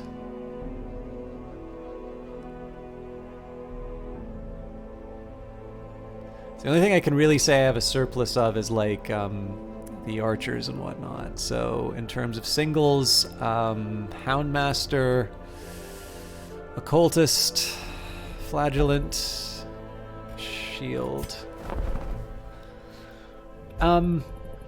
For the sake of like a full roster, I'll bring this in because it is level 2. The lawman and his faithful beast. A bond forged by battle. But I and might bloodshed. I might kick him out. Now, if you guys can give me a quick second here, I am going to grab a glass of water. I also think I have some food that I made a little while ago, so I'm just going to grab the dish and put it by the table so that I can munch on it if I need it. So it'll probably be like 45 seconds or so, but I'll be back as soon as I can.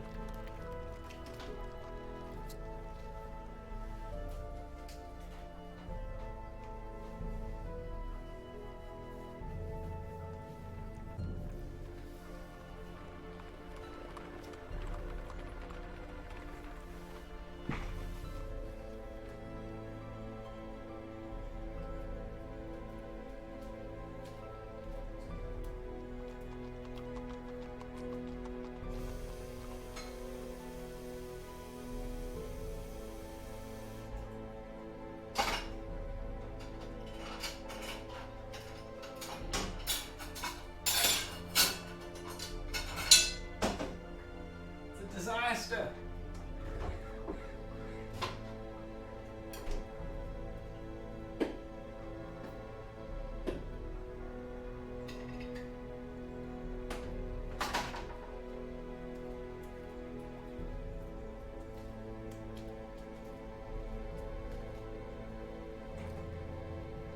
Okay, so like normally I have vegetables with this, but I can at least sort of snack on this and not forget sentences halfway through because I'm hungry. So just one sec.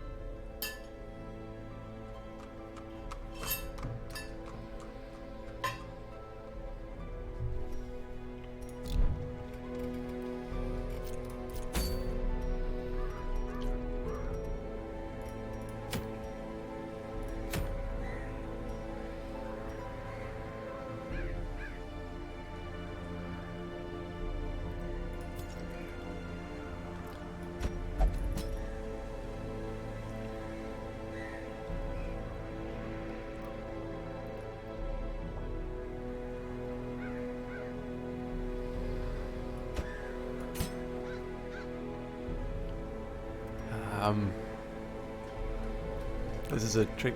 No rush, you worked back from Cultism and you've discovered Fallen Lund. Oh wow, you went all the way back.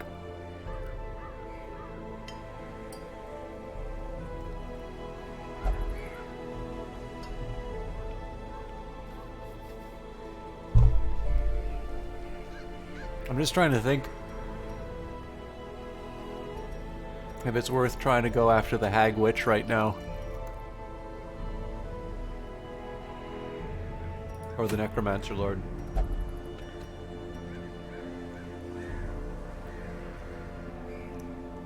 It's gonna take me a long time to level up my Vestals to get where I need to be, but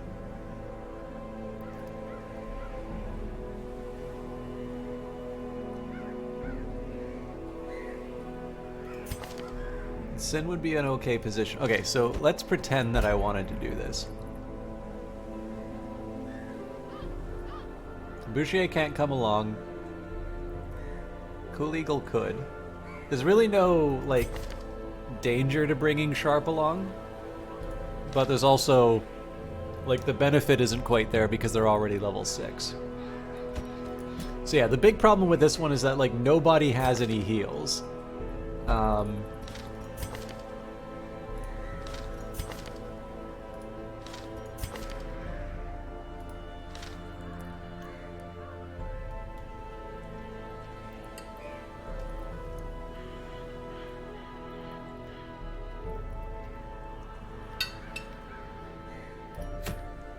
I think the Hag Witch makes more sense in this case. Because one bad hit from the Necromancer, and all of a sudden I'm down like 4 level 5 heroes. So I'm just gonna... I'm like really chowing down on this thing, so I clearly need it. I'll just level people up while I'm munching.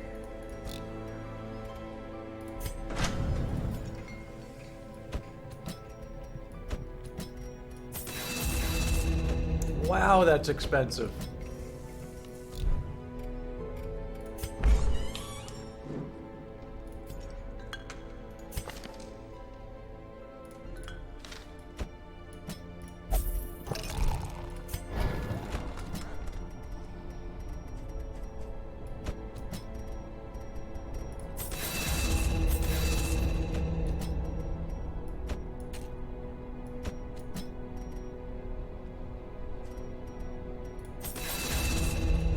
Yeah, we better work. Like, if we don't win this one, I'm in a bad space again. But even if we fail, we'll have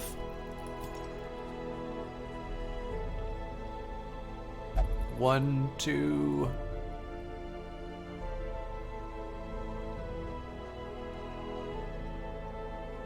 Wait, what?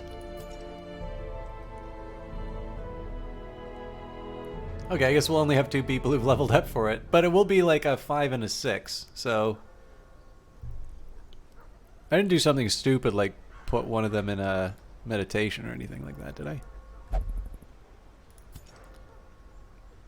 Nope, they're all okay.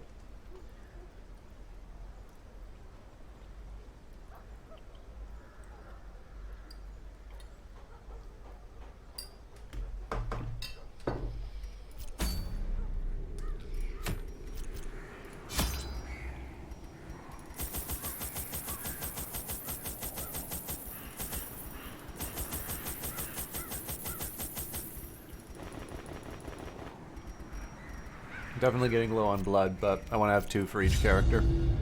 As time wore on, her wild policy of self-experimentation grew intolerable. She quaffed all manner of strange fungi, herbs, and concoctions, intent on gaining some insight into the horror we both knew to be growing beneath us. The change in her was appalling, and no longer able to stomach it, I sent her to live in the Weald, where her wildness would be welcomed.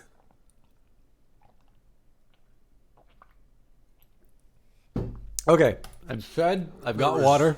Method in the wild corruption here.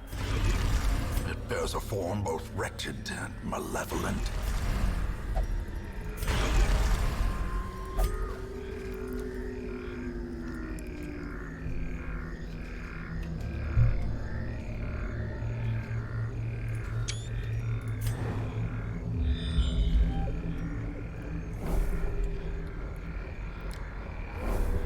That'd be kind of cool if it went all the way through. So this is probably the least likeliest place for the hag to be, and we'll wind up getting the...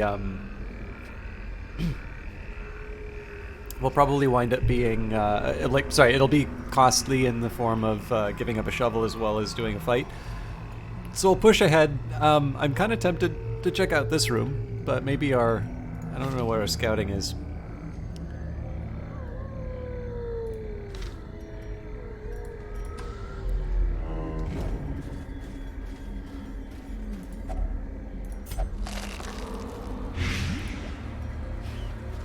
Well, it's off to a good start.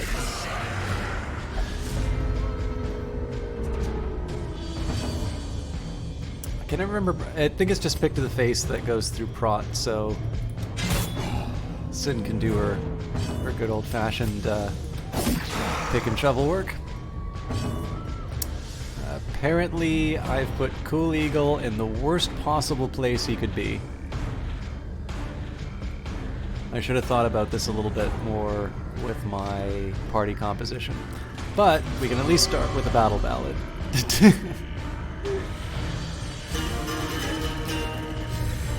A time to perform beyond one's I don't think Iron Swan works in this case, so let's just take out the human and survive what we can with the insatiable. This decision not to have healing starting to seem a little questionable. We'll try him in position 3, but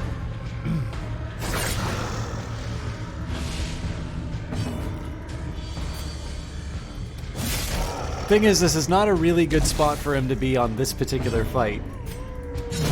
Prodigious size alone does not dissuade the sharpened blade. For the simple fact that, like, pick to the face is so much more useful against the higher prod characters. But we'll try her in position 4. Oop. Nice. We'll try this for now, and if I regret it, we will have that figured out by the time we do the boss fight. I am genuinely concerned, though, about JFC Fuller's survivability in this case. I think I tend to make the same mistake pretty frequently, where I say, okay, well, that's fine, we won't bring any healers, and, you know, we'll live with the consequences. And the thing I fail to do in that case is bring a way of mitigating damage like the, why are you like this, Cool Eagle?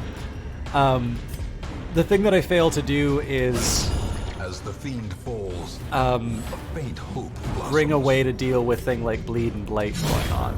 Annihilate. So again, the hope here is that I'm going to be able to do enough damage to work through that. But we're not off to a good start.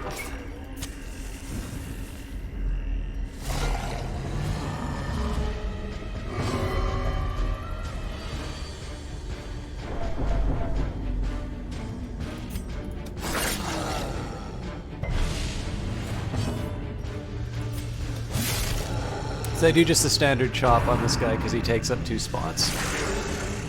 Now we can do a Hugh. So at least in the case of Sin, she's able to drink something and recover. Decisive pummeling.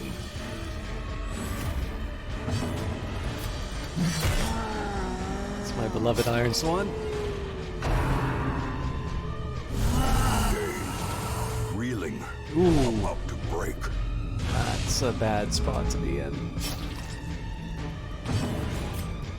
Oh, that's right. I didn't give her the ability to help. All right, we might need to do a camp before the boss. We'll see how it goes. Well struck.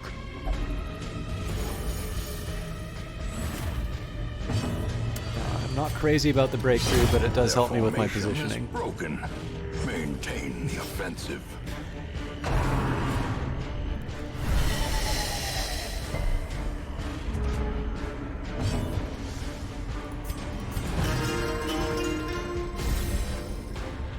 It feels so pointless to do that in this position, but it at least lets me, like, it at least does something in the fight, so I am going to be regretting these debuffs forever. Crap. As life ebbs, terrible vistas of emptiness reveal themselves. I could lose Sin here.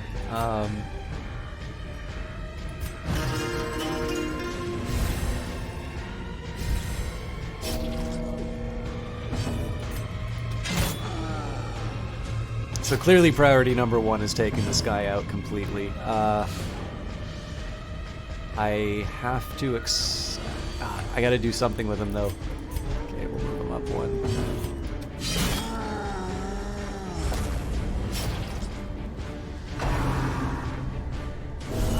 Quickly the tide turns. And the leper winds up in position 4 anyway. What a nightmare.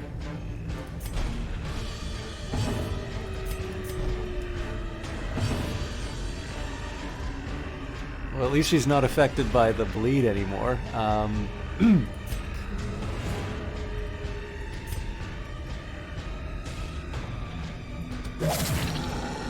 Okay, that guy's dead. Apparently I'm not allowed to move her. Oh, neat! You can only move forward with the Hellion. Monstrous size has no intrinsic merit, unless inordinate exsanguination be considered. So what sucks a about virtue. this is there's no good options here.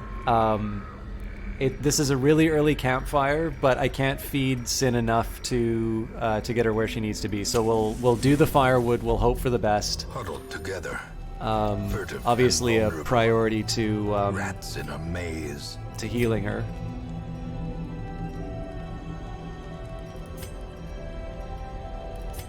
Is she the only one? Oh my god, she's the only one with...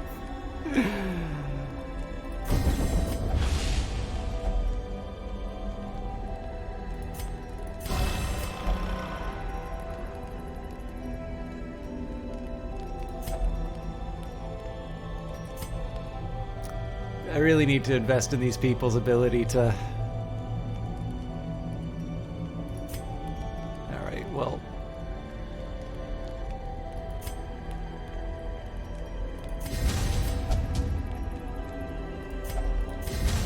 Actually, he doesn't need the stress reduction, but...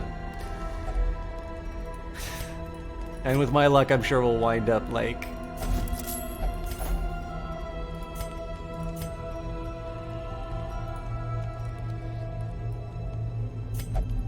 We'll wind up ambushed. As the light gains purchase, spirits are lifted, and purpose is made clear. Unfortunately, there's no better option here. This is the only way I can really heal Sin right now, so... We'll see where we're at after this fight.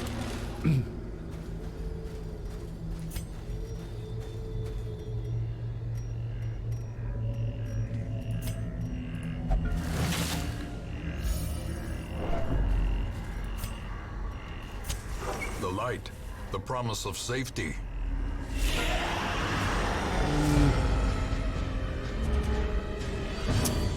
This can go a few ways. Keep forgetting this guy doesn't have the protection problem. It's the fact that he's just big. I really didn't think this party composition through. So the Mark, the Blighted, like... There's some really good combos here, and unfortunately none of them really come together. Actually, that is helpful. Because if he's in position 3, he can do offensive work. So we'll do our best with the Corrupted Giant and just hope that he doesn't whack too many people. Mortality clarified in a single This strike. nonsense again. Oh, that's gonna hurt if the Giants has his way, so we need to... doing damage is better in this case. We will harvest to try and do as much bleed as we can. Unfortunately, my lever's out of commission for a bit.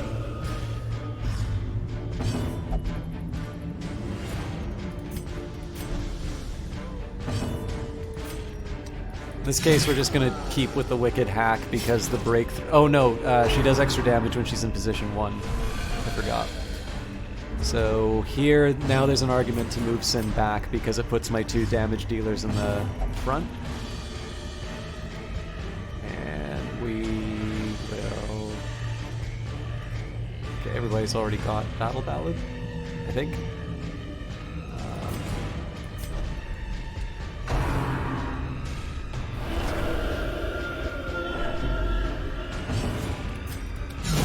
The bigger Nice. the beast, the greater the glory. Okay, so the threat of damage is kind of dealt with now.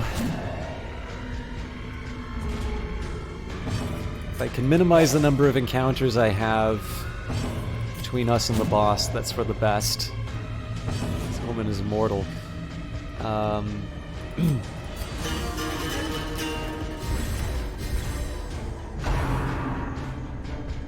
I think I let my haste in... I think I let my haste in trying to get everybody their blood led me to pick a pretty bad party for this.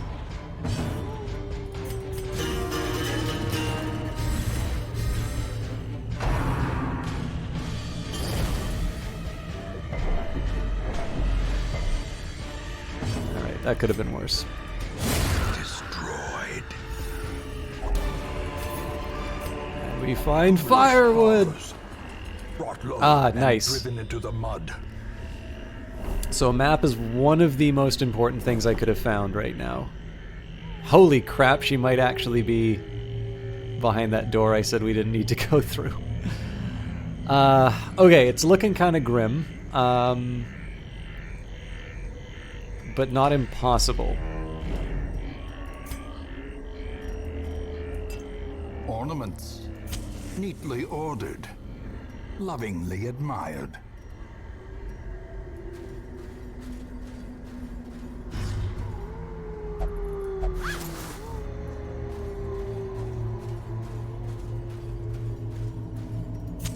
In Radiance, may we find victory. Alright. I'm feeling a little less, confident that we're going to be able to work with the hag here. As always, we'll do our best, but I think we've got a little too much damage and a few too many fights on our way. So here I want to maximize the damage I'm doing on the Gatekeeper before anything else. Of course they target Sin. Now the true test. Yeah, we have to abandon the quest. Or expire.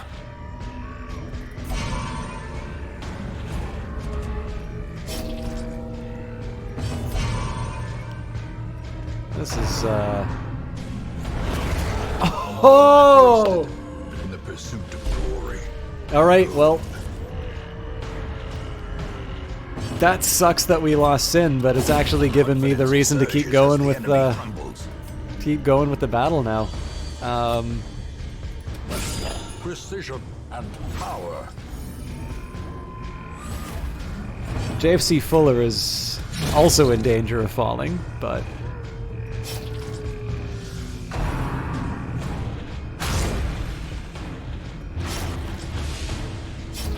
the fact that I have Solemnity makes me less worried about the leper taking that damage.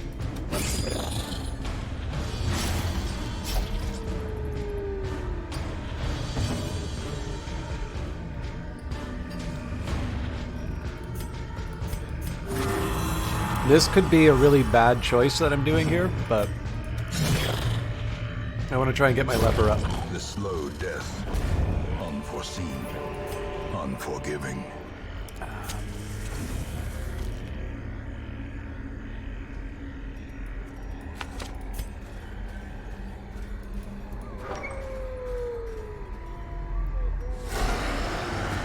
Ugh, this is gonna be ugly. Eradicated. The thing is, I don't have a good way of dealing with the fungal bombard. Ah, that's gonna be the thing that's gonna get me with the hag. I don't know if I can actually target her.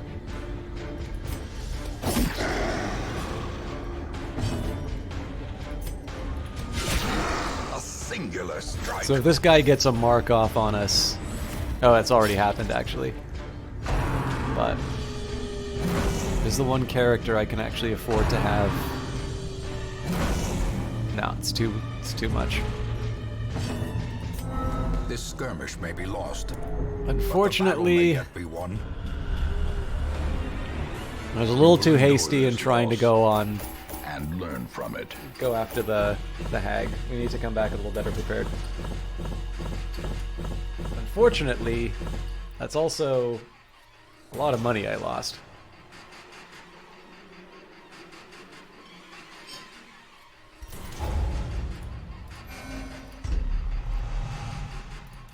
So, that was not worth it.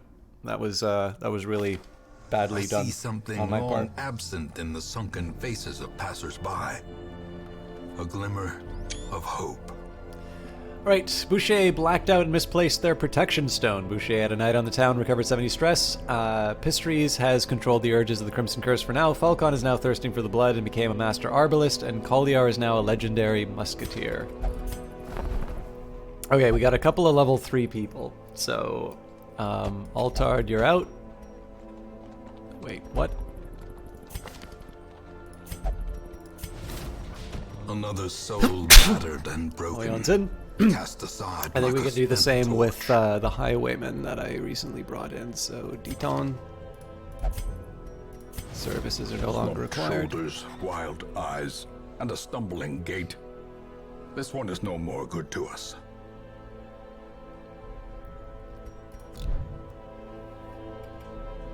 Excuse me. All right. That's a shame. It was actually going so well up until that point. Nobody tells Sin what happened. So let's think about how we're going to recover from that. Before we send people to the tavern and whatnot.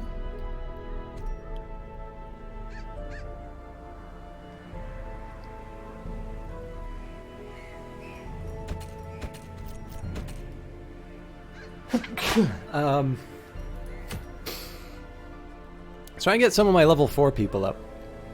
Actually, no, sorry. I need to think a little more carefully about this. So, one of the things that's keeping me from going after the Necromancer, which is a fight that I know reasonably well, is we don't have we don't have Crusaders, we don't have healers. So Vestal ideally.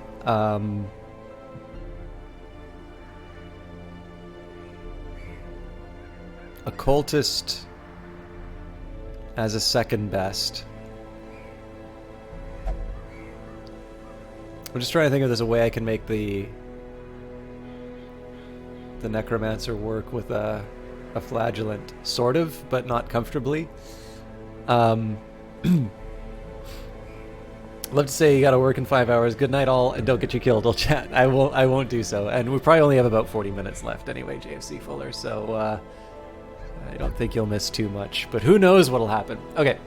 So 2 paths I'm thinking of, which is to level up at least my Crusader, and then we start going after, Necromancer Lords and whatnot. Then the other is to say we really need to start recovering our treasury, which means I need to start, and I need to get some Vestals available. I actually think the argument for building up Vestals is the stronger one. So, Sigur has more experience. We will also bring Ida. Wait, what am I doing? That's a Vestal, not a Krivakur. Do I really want a Hellion Shieldbreaker combo? Bring tools and...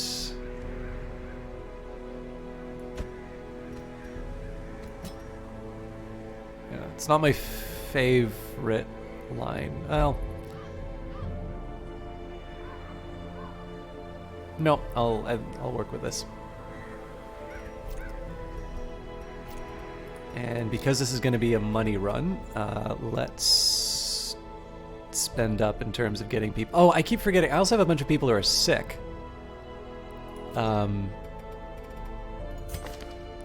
Okay, thin-blooded, lightened. Okay. Fortunately, it looks like they're all able to cram themselves in the Abbey.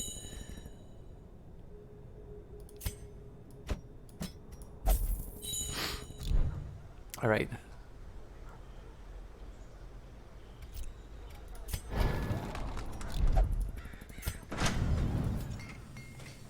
I'm not sure how I feel about this, but... okay, we don't need to pay up. I'll just say, bring out your dead. It's a bunch of Monty Python references tonight. How you doing, All Infamous? Okay. The unholy abominations inhabiting the crumbling house have turned beacons of light into vessels of diabolical worship. Cleanse these altars with consecrated essence and bring back the light. Activate 3 corrupted altars. Town event silence in the crypts. I have no idea what that does. 4,500 gold. But the real payoff is going to be when we... oh yeah, sorry. There's one other thing I want to do. Not activity. I want to see who's got disease. Wait, really? None of them? Maybe they died. Fulcan is wasting to the Crimson Curse. That sort of changes the equation a bit, but... I just out-leveled them up too. I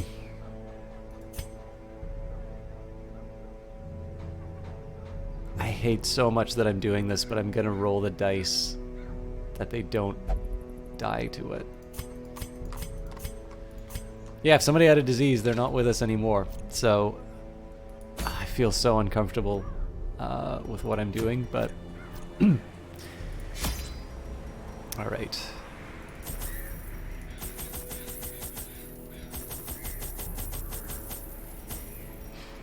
And that's all I'm bringing.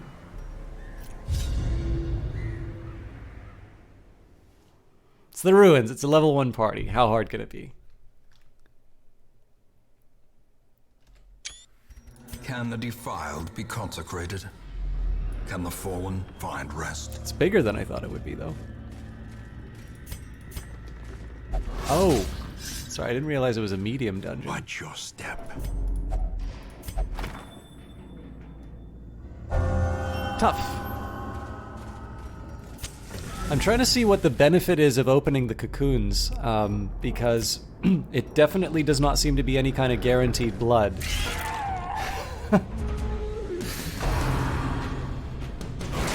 We clearly need to start... Oh my god, yeah, we clearly need to start sending people into the courtyard. This is getting ridiculous.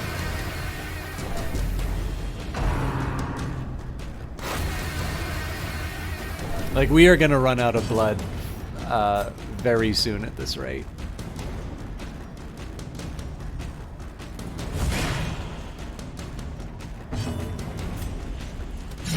Obliterated.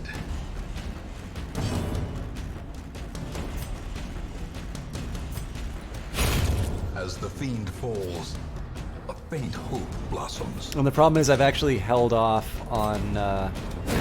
I've held off on going to the courtyard because it's a level 5 for a while now. And that's going to mean that I have a lot of work ahead of me in taking that place down.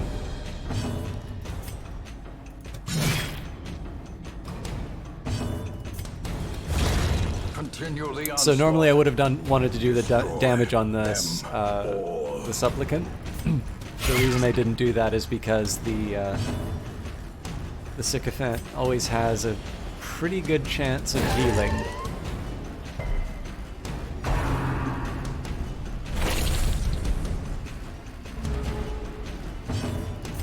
Should probably start using the vessel for what I brought her with, for, right?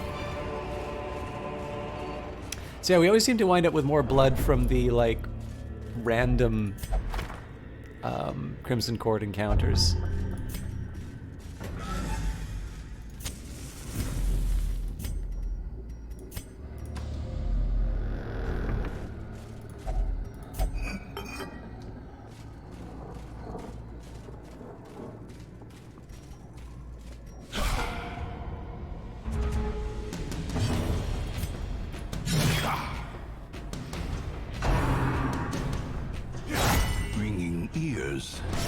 Blurred vision. The end approaches.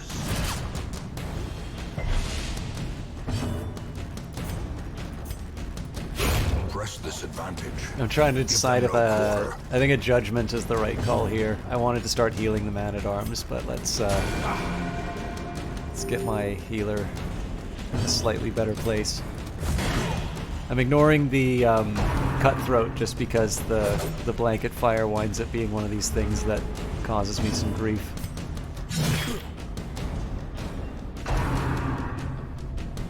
Speaking of,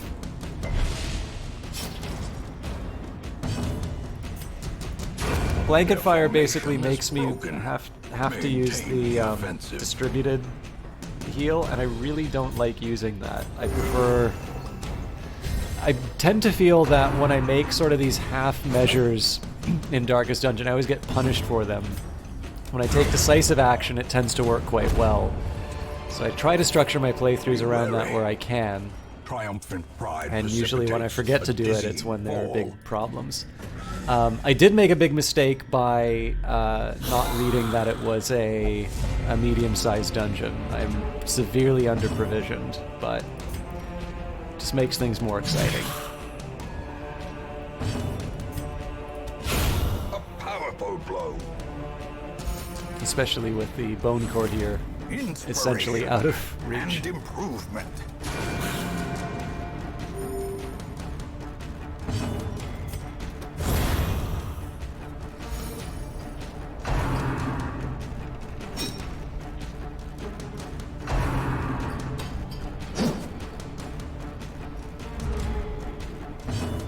We're also in a position where I can start healing the man-at-arms.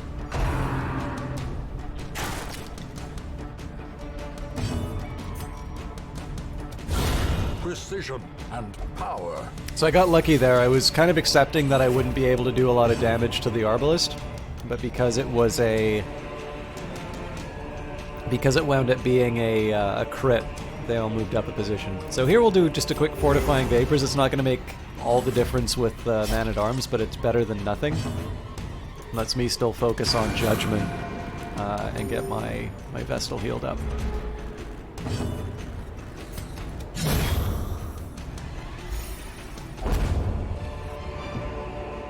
Success so clearly in view.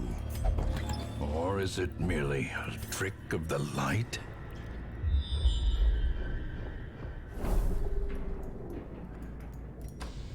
It's not going to be easy. But we should be very wealthy by the end of this.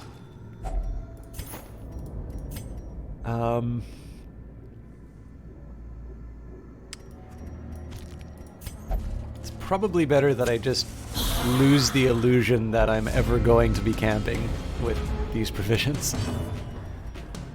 I am going to start healing the Man-at-Arms, but I think we need to start dealing with some higher priority enemies first. I love this Antiquarian so much. They've always done the cleanup job I want. Another one falls.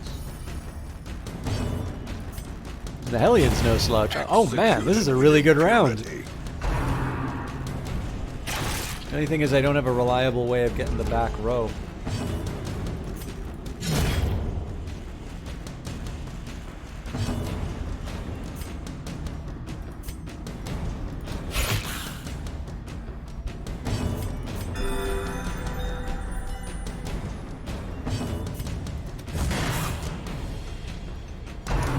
Drawing out the fight actually winds up giving me some more heals. It's not a terrible fate. This is of course why I'm doing a heal on the Man-at-Arms rather than, alright, this one's a little harder to justify. Would have liked it to have the Vestal to drop another heal on the Man-at-Arms, but obviously one attack from an Arbalist is going to do more damage than the Vestal can heal, so I'll take the free heals where I can, but I won't go crazy about them. And, fortunately,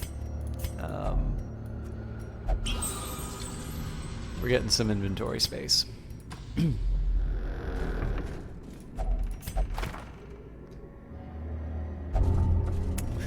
They got sick from reading the book.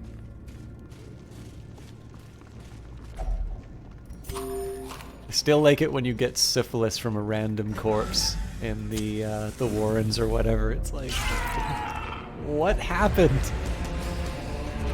Oh, that's ugly.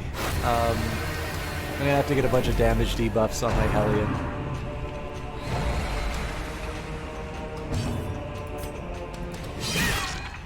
I mean, I guess it's nice that the damage is getting spread out. It's just not the sort of thing I would have gone for.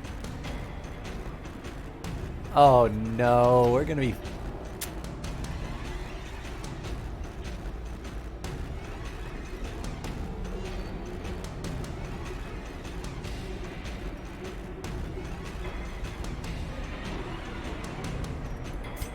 Screw it.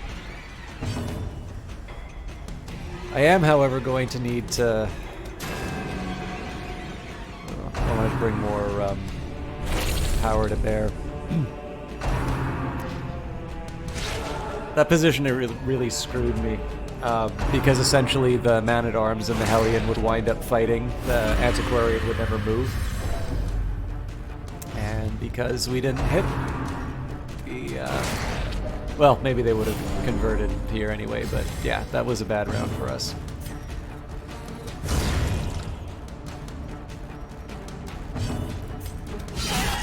A singular strike.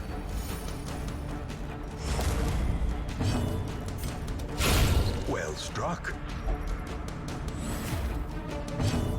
At this point, Judgment seems to be a little bit of a better call because we can take pieces off the board. Anything we have left over, we'll try to heal up the remainder though.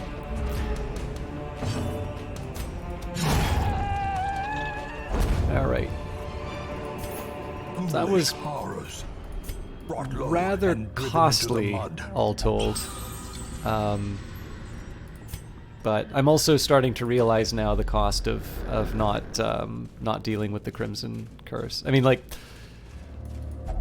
I didn't really have a level 5 team that's ready to start going on those kinds of missions, but it's clearly affecting me. So I need to put some thought in terms of how I'm going to deal with that. That'll probably be a next street thing. Oh, nice. Okay. So we can try and load up on goodies, but Be gone, fiend. this mission is basically done. Look, same in the back as it is in the front. Clearly my preference would be to take out the Bone Courtier, but I don't have that many people who can attack the back row.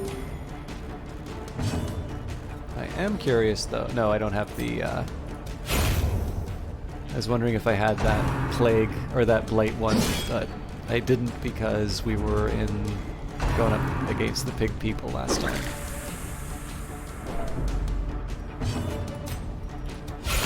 Masterfully executed. So here I'm a little less worried about trying to heal up my characters, seeing as we know once this is done, we basically just walk out whenever we want. So health isn't that important. Sanity is quite a bit more important. It's just so I can get a little extra torch. As victories mount, so too will resistance. Alright, so we're going to continue adventuring for a little while just because we don't have a lot of stress. And there may be some opportunities to get some cool stuff. Alright.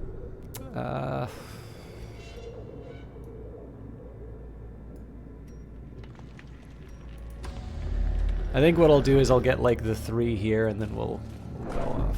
Well, we'll see what happens.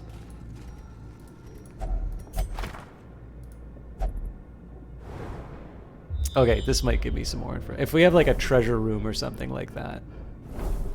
Yeah, it's not worth it. This day belongs to the light.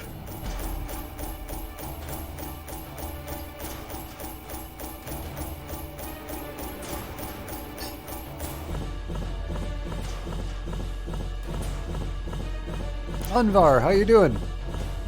And is that a VVVVV? Sorry. VVVVVV emote? Yeah, I mean 15k, and I think at least one person's leveled up. That could have been worse. I mean, the big annoyance here is the Crimson Curse. The dead are silenced. We have claimed dominion over the ruins Ah. once more. So, Silence in the Crypts. Reports from the hill cottages confirm a welcome reduction in the general air of malaise in and around the old ruins. JFC Fuller meditated and recovered 70 stress. Cool Eagle meditated, recovered 84 stress. Chia meditated, recovered 70 stress. Bouchier, JFC Fuller, and Falcon drank a vial of the blood and their thirst is slaked. Cool. So I don't need to worry about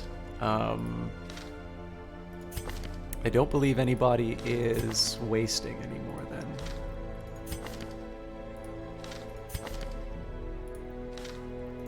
Got a couple craving, but...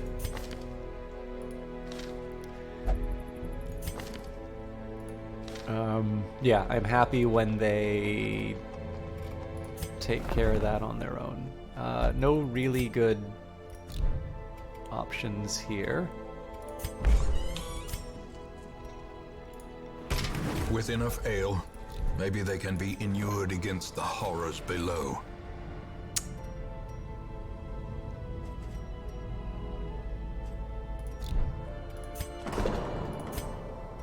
Not sure which of these I want to upgrade first. Alright, let's deal with disease first.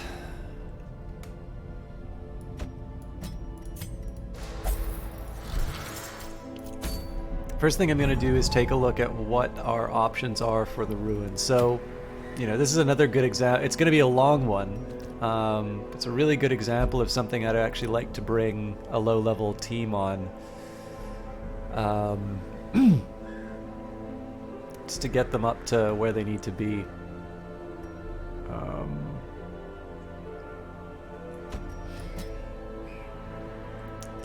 I think in this case I'm going to bring a Crusader as well. I don't really need another high-level Hellion. Shieldbreaker might be a more interesting choice here. We'll work with this.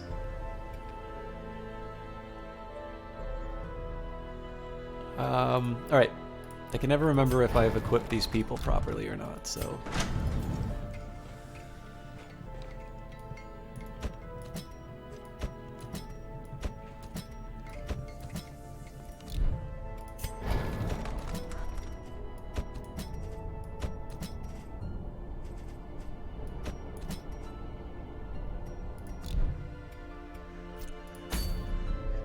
Yeah, so my options here, basically, I've got level 5, level 5 missions. One of them being something that I don't feel that we're ready to go for. If we don't take advantage of it, we lose it. So I'm thinking the only questions here would be, do I want to bring anyone else? It's definitely the Vestals that I want to level up the fastest. But I think bringing 2 Vestals is not great. I want to make as much money as I can because that'll give me some more options when I start going to the court. Like, I'm going to need to have some savings set aside because I'm not going to be walking away with a lot of money from the courtyard, which is why I want to bring the Antiquarian. Apologies to Sungeef for naming him and not bringing him on any quests. Crusader is definitely a priority to for this, you know, for the Necromancer fight. So, yeah, I mean, I guess the Hellion's really the only other, like, it's really the only question mark out of it. Chatwood may be a good choice, but we'll live with what we've got here. Now, it is a long one, so I don't want to go crazy on my setup, but I am going to come a little better prepared than I did last time. Yeah, I'll go for the other extra 4. And we're not going to bring anything extra.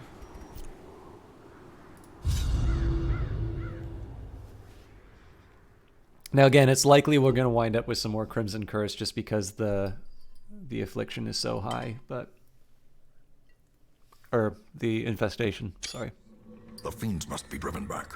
And what better place to begin than the seat of our noble line? I should have bought blood. I bet that was probably like a dinner and a lunch that I had set aside, but man, I was really hungry. Okay, looks like we don't get any options. We're just gonna go through the whole dungeon and it's gonna suck.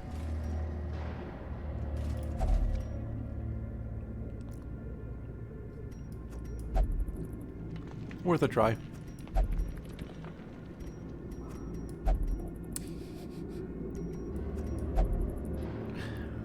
Well, we learned a lot. Even the cold stone seems bent on preventing passage. Back to the pit.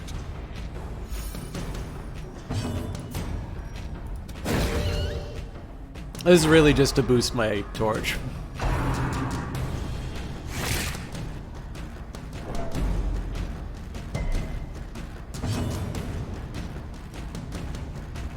I forgot different sets of different abilities. This probably shouldn't have lasted more than one round. Have you seen my blog? Another one falls. Be gone, fiend. Alright, let's work out a slightly better... Seize this momentum. Push on to the task's end. Yeah, I'll live with that.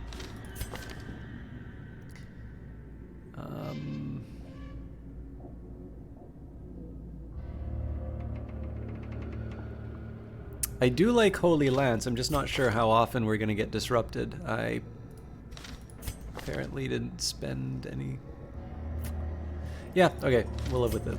I would have preferred to have changed the setup for the Antiquarian, but I'm not gonna be mad about it.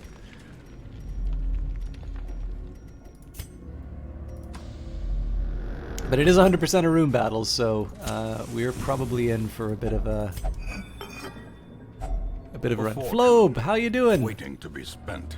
I've seen you online a couple of times, but I haven't actually been able to stop in. How are you doing? For those of you who don't know him, Flobe is a smaller streamer, but does a few more popular games than I...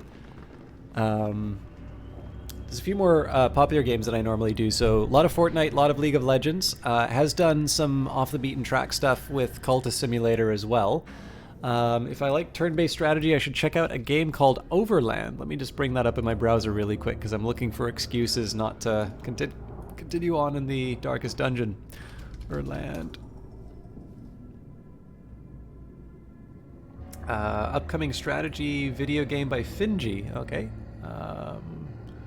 Navigates a survivor dog and their car through turn-based tactics scenarios in a post-apocalyptic world. That looks kind of neat. Inspirations for the game include XCOM, The Banner Saga, and Dead of Winter, a Crossroads game. I have not heard of that third one.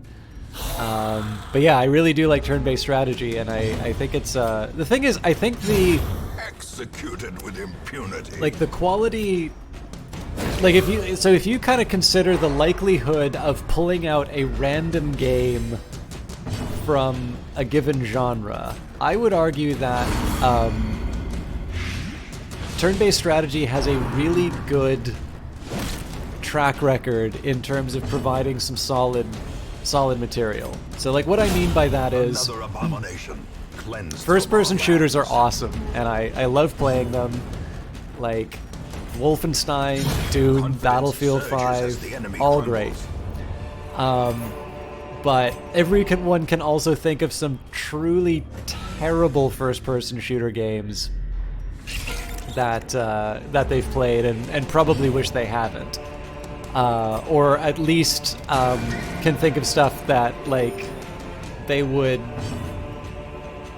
It feels like a waste to use the Iron Swan. I should have used Judgment on the third position. As the fiend falls. So, like, the variance is pretty high, right? Ooh, and I lost Mr. Blogger. Okay, well, we'll do Festering Vapors on the back. And, Their formation is broken. Maintain the offensive.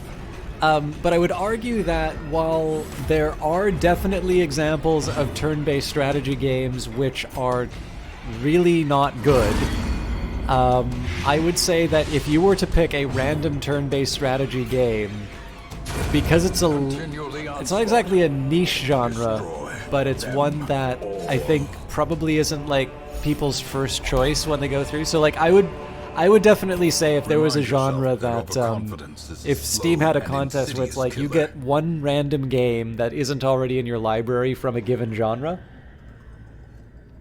I guess if you condition it on what's in your library already, then your favorite genre is probably going to have more games that you weren't interested in that you draw from, so that kind of screws it up.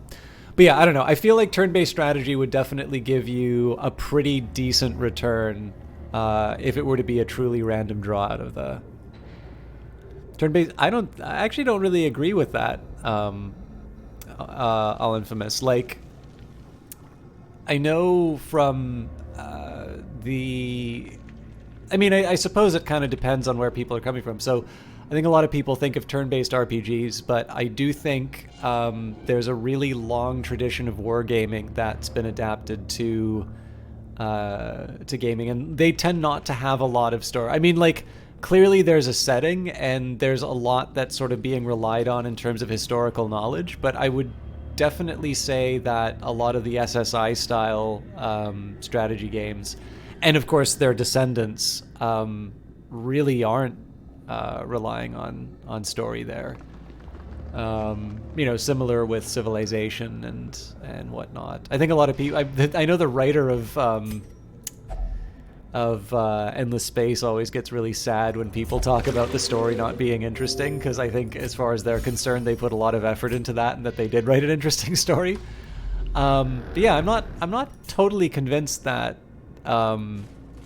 I think story work. Like, don't get me wrong. I don't think that stories don't work well. I think they actually work really well.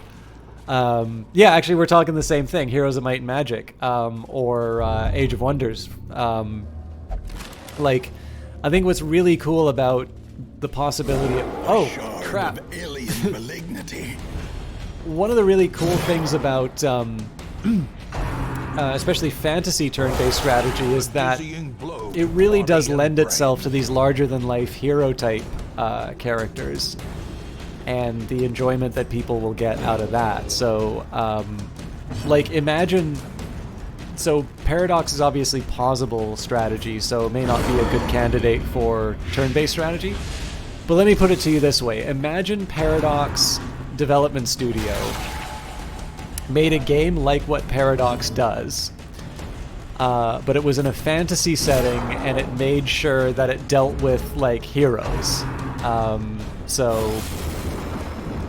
Like, I think everybody kind of gets Total War doing Troy, because heroes have been present in the Total War series since they did Warhammer, and they included it in a really intelligent way for the Romance of the Three Kingdoms. Still gonna try Dazzling Light on this guy. It's always a remote chance, but I get more Lantern. But yeah, so, I mean, given the fact that heroes are now inside the game, the Siege of Troy is a really appropriate subject for that. But imagine, like, you were to take a fantasy grand strategy game that took a similar approach to sort of these heroic style characters. That's a game I'd really want to play. Though again, whether you want to include a Paradox style game because it's pausable real time as opposed to turn based, that may not be an appropriate comparison for the conversation.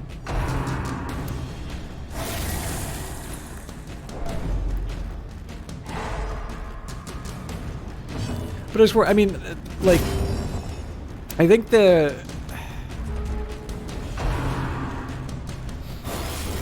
think turn-based strategy may have gotten a little lucky in terms of the way that it wound up in games. So I think, like, most board games are, like, turn-based, right?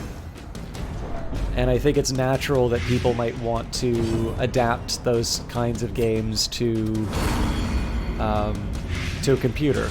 Obviously not all of them, but, you know, there's going to be a certain number of people who want to recreate some of the experiences that they've had on the tabletop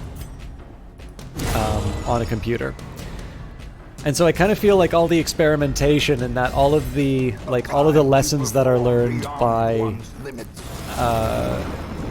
like on turn-based games and the fact that there are tabletop games, I kind of feel like digital gaming was able to take advantage of all those lessons, and so turn-based strategy gaming was sort of able to begin from a higher plateau and has continued to sort of refine itself for the digital environment. So obviously you can have much more complicated rules than a paper war game if you want to do some kind of a military simulation. But turn-based strategies also work really well in RPGs, whether it's Final Fantasy or whether it's Darkest Dungeon. You can have a tactical game. Again, that comes XCOM comes from the tabletop tradition because so many of its ideas kind of come from. I thought I was going to be able to whack that. So much of it comes from the game Sniper. I wonder if this thing's prot keeps going up the lower its health is. I never checked.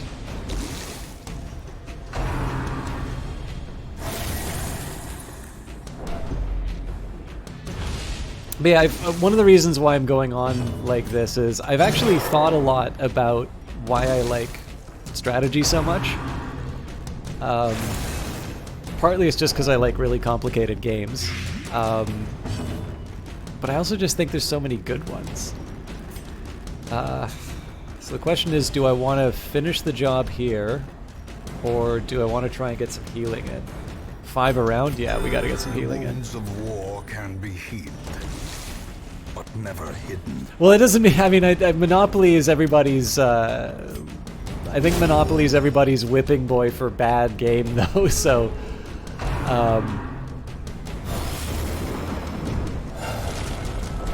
But I think one of the things that's made It came from the stars.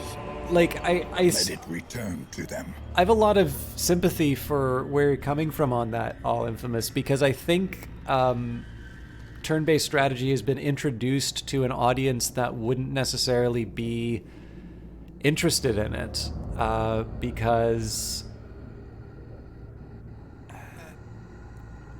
like games like Final Fantasy did take a lot from it. So, it's probably more of a comment on the versatility of the genre more than anything. But even like CRPGs, like especially when you look at the Infinity Engine and its descendants, like that kind of comes from tabletop role playing, and it's really hard to do combat systems like that in real time. Like obviously you want to keep it focused on. I don't think I'm ready for Hell's Hairpin yet.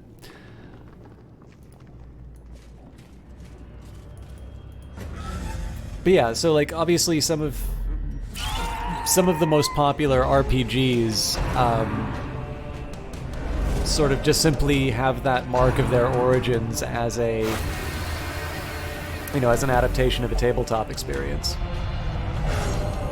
Cool. A moment of clarity in the eye of the storm. Again, we're doing Obliterated. really rough for health, but there's ways of fixing that.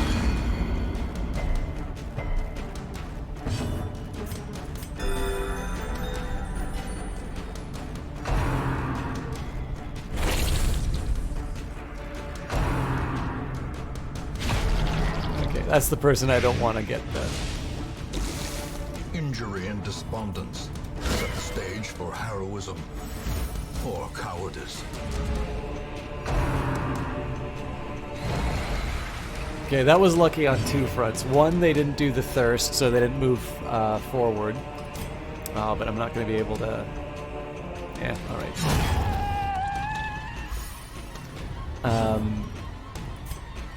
Let's see if I get lucky.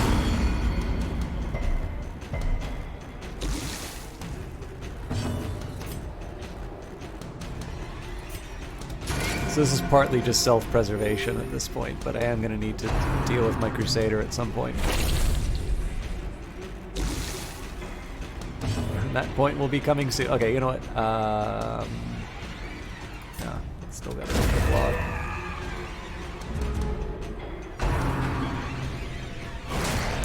This is actually one of the rare times I want them to move. Okay, well that just sucks. This is one of the rare times I actually want them to use the thirst because it moves them to position 1. We still have another half of the dungeon to do here. Okay, we're backing off. If I can avoid using a shovel, seeing as I threw away one at the very beginning of the level. Finding the stuff is only the first test. Now it must be carried home.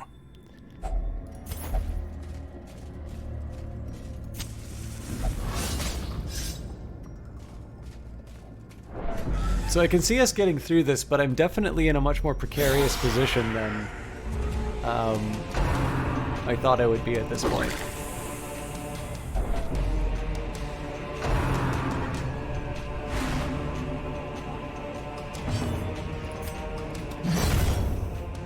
Some of my preferred strategies too aren't available to me because I need to heal up important characters.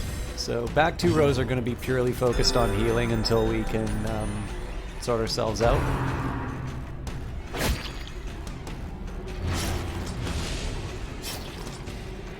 I'm thinking we might accelerate the camping. Yeah, this guy is one bad set of rolls away from shuffling off this mortal coil.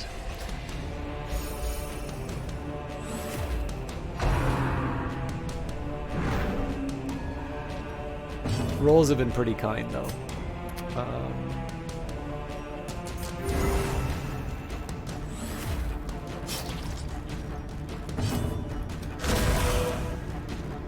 Should have focused the guy down.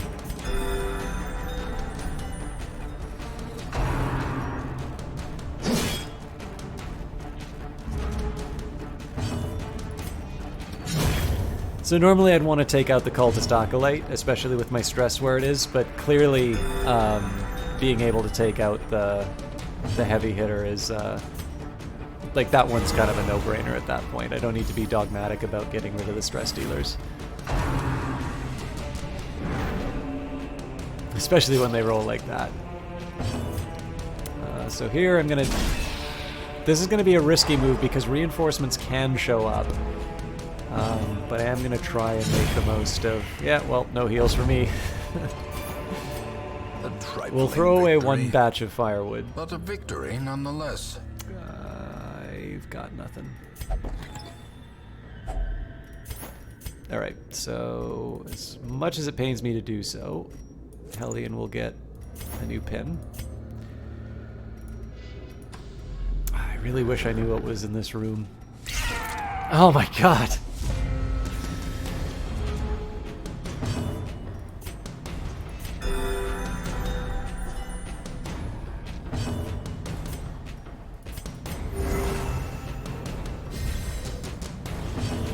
So this one's really going to be like focused down one at a time until we, well,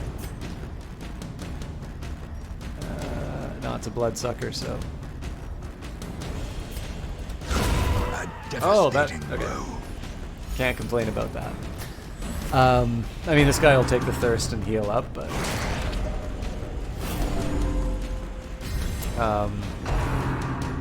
We have this many sycophants, there's really not a lot of good options because they always wind up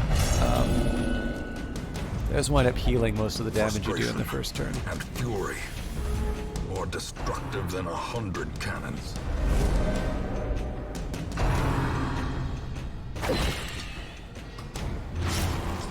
Okay, that's gonna be hard to deal with.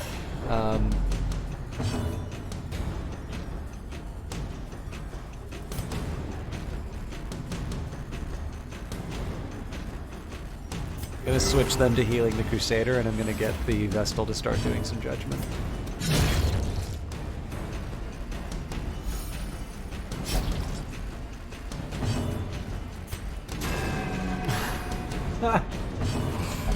This game hates me. Why? Destroyed. These nightmarish creatures can be felled. They can be beaten. The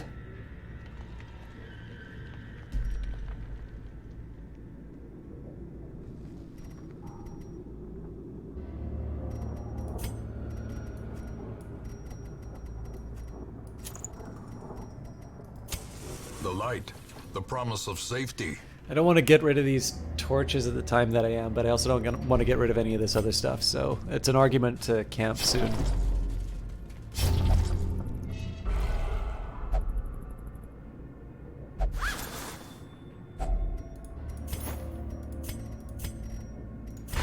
There, I just made room.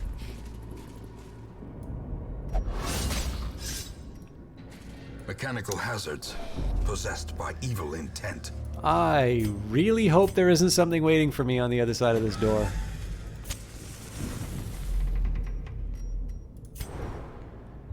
Alright, that is an incredibly welcome scout.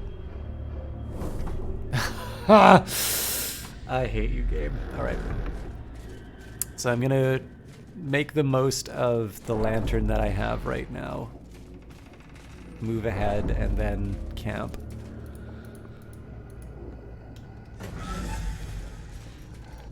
But this thing had better last us for like half a dungeon.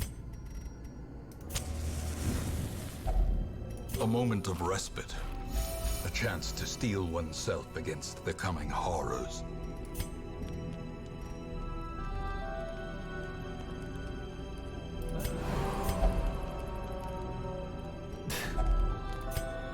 I don't think we get that bonus.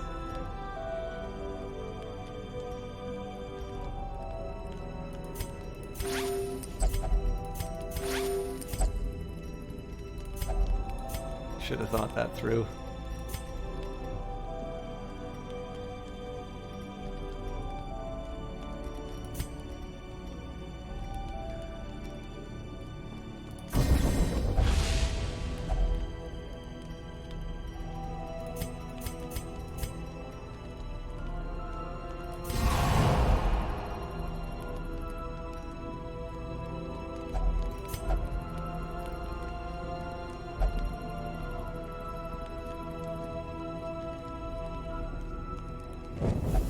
Secrets and wonders can be found in the most tenebrous corners of this place. Of course.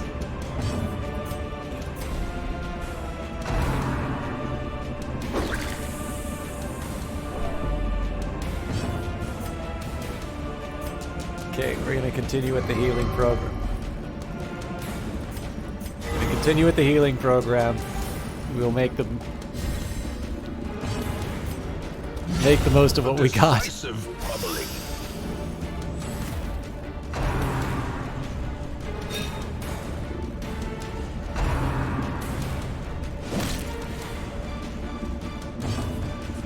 One nighttime ambush is usually enough to erase whatever gains I got from before.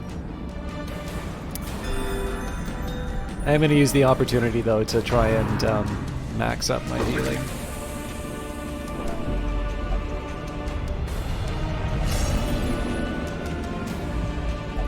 Those who covet injury find it in no short supply.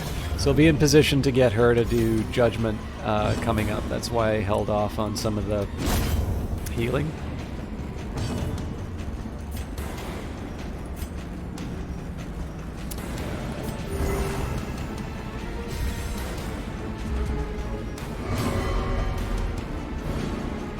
Why are you like this?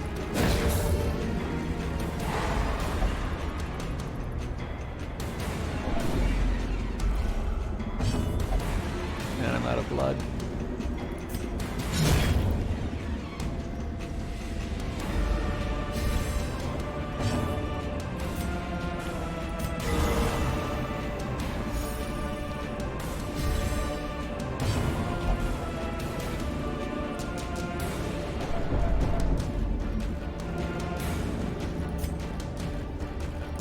I still need to move him up.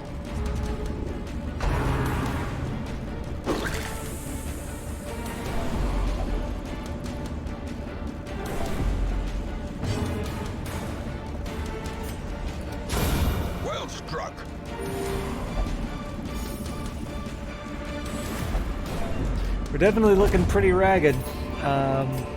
Be wary. Triumphant pride precipitates a dizzying fall. Hopefully we find some blood before too long.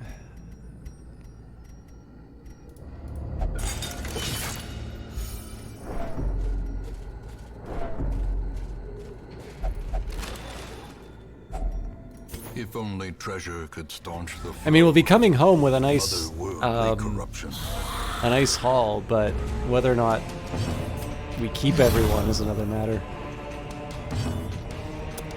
I'm thinking probably we take on our role as unofficial healer of the party until further notice. Yeah, especially when stuff like that's happening.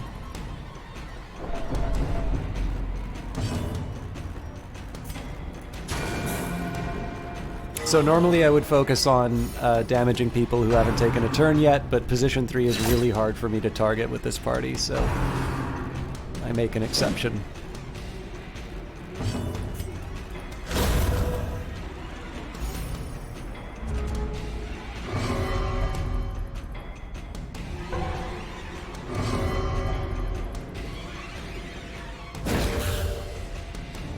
Could you two maybe, like, balance this out amongst yourselves? I think I am, against my better judgment, going to go for the healing.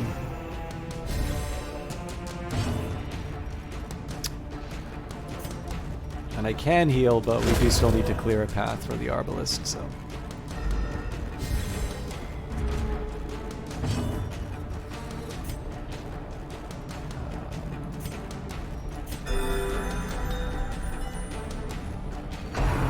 not be my first choice for healing, but the good news here is that they can now start dedicating themselves to other people.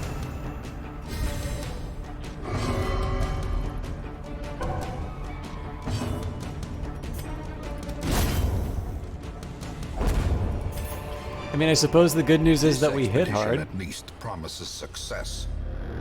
Alright, let's see how many more room battles we've got. It's gonna be one big path, so we need to take out everything that we come up against, but as long as we don't have too much stress to deal with. I am not feeling good about the craving, though.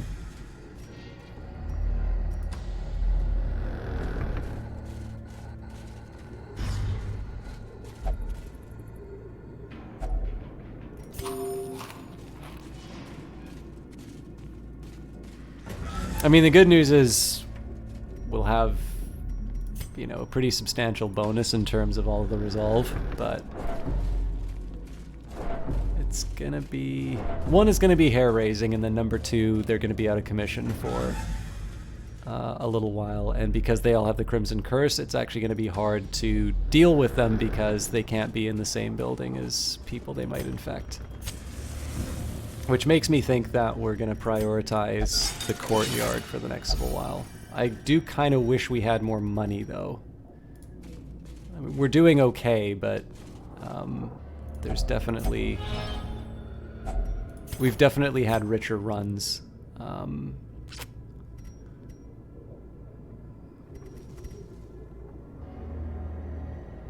It's the least bad of my options available.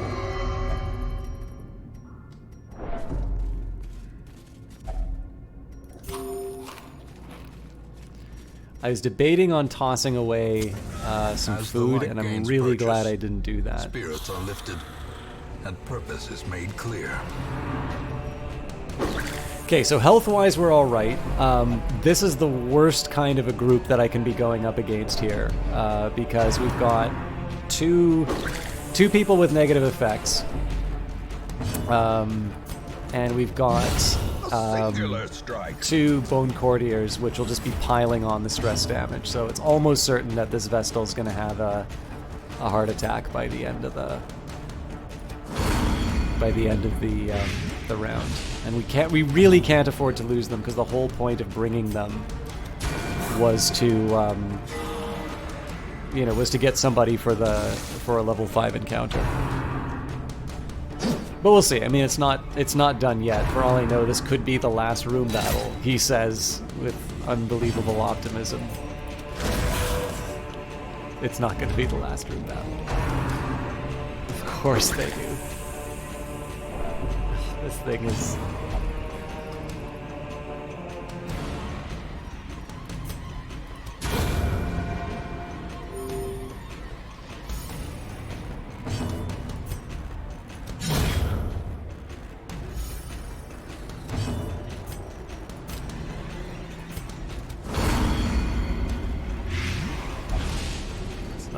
finish.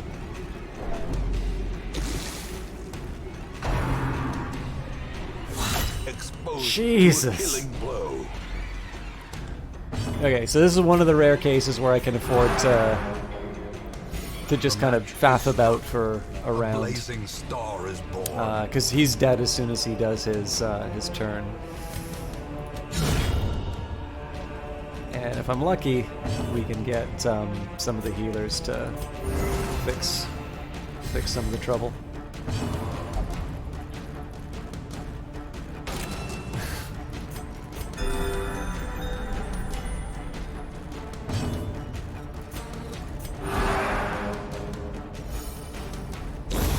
A death by inches.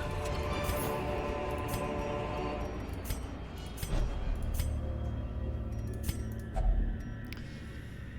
haven't really tried any of these, but I don't think it's time for experimentation right now.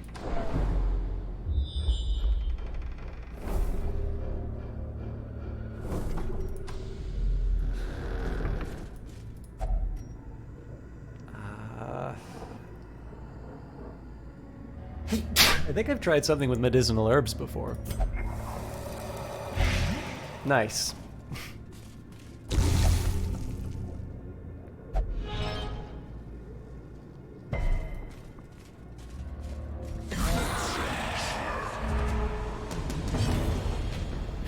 Alright, now this is manageable. I don't like the Bone Courtier being in position 3, but now we don't need to worry about him in position 3, I guess.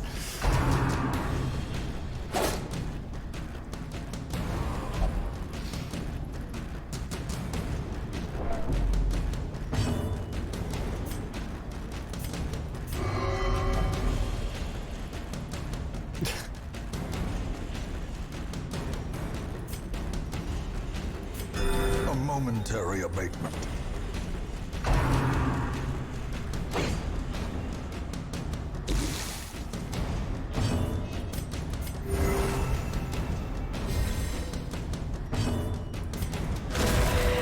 I cannot believe that he dodged that. I should have tried for a stun, because we're in serious trouble with my Vestal now. But we may also be near the end of our room battles.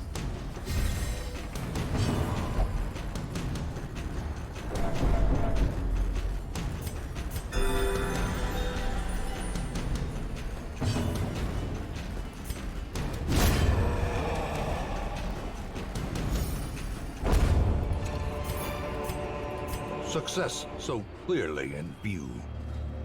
Or is All right. it merely a trick of the light? Wasting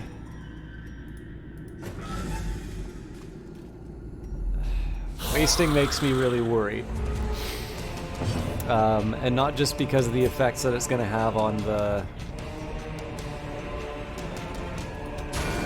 team right now. I don't know if it's possible for them to die in the dungeon with it.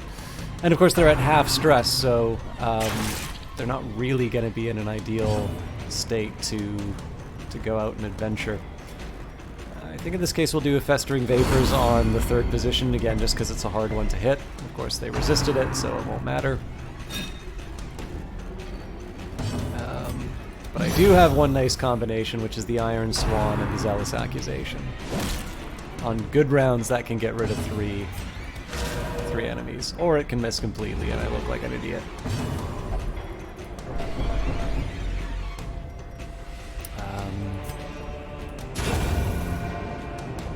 If I could just get like some kind of a crit to move the stress down.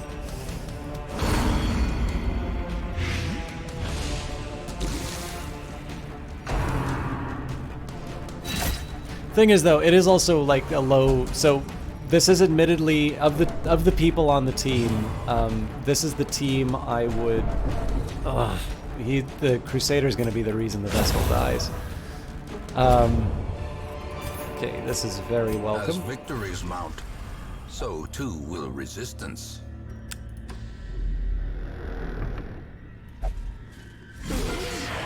Oh, crap.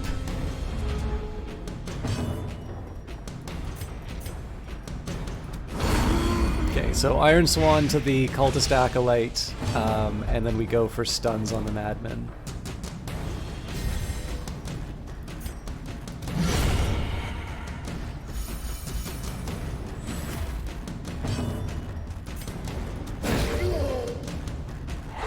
Okay, we bought some time.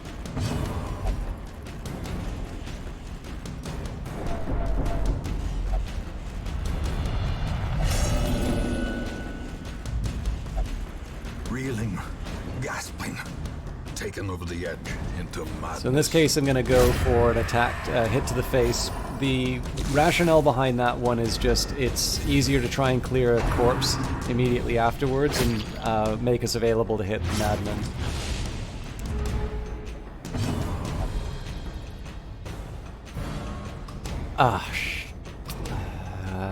Okay. Precision and power. This is where the Spirit Lance would have been a good one for me to take.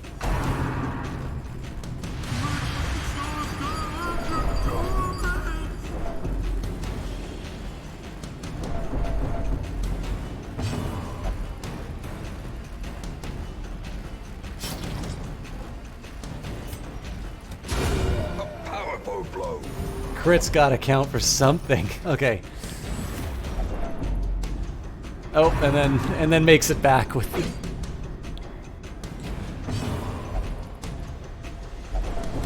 Heart attack. Perched at the very precipice of oblivion. The way is lit. It's not great, but it's kind of a get out of jail free card for now. She is obviously going to be doing a lot of self-healing. Foolish horrors. Brought low and driven into the mud. I only have 6 food left. Is anybody a stress eater? That feels like a weird number to...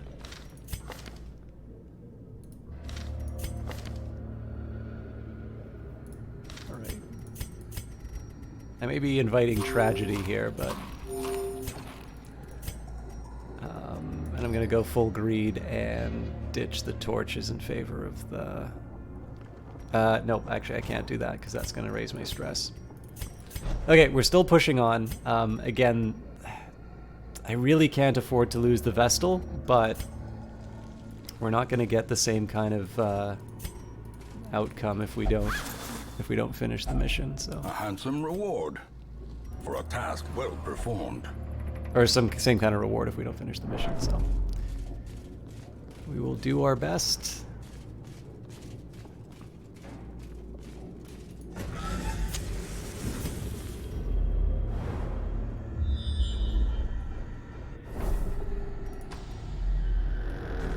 If it's just one more battle, okay, I got very lucky there.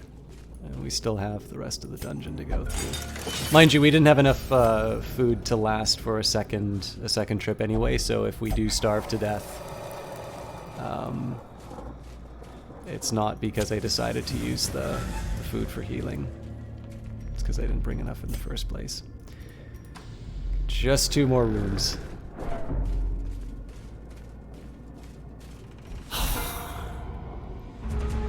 So these are the most dangerous because they don't actually bring me any closer to the...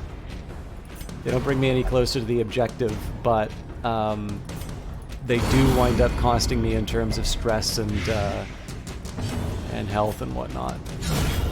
The ground quakes. Okay. Crit is always nice in these cases because it frees up everybody else to get pummeled. Hopefully I'm able to do a judgment on these guys. Why would you do that to yourself? The flesh is knit.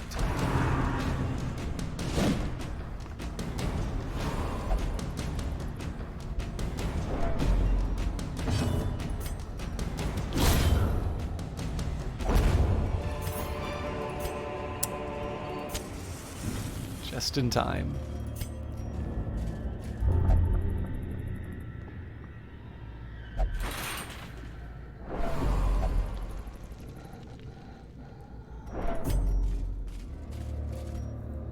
Looking grim. I'm cautiously optimistic about the outcome, though. Oh, yeah, if this is our last fight, then...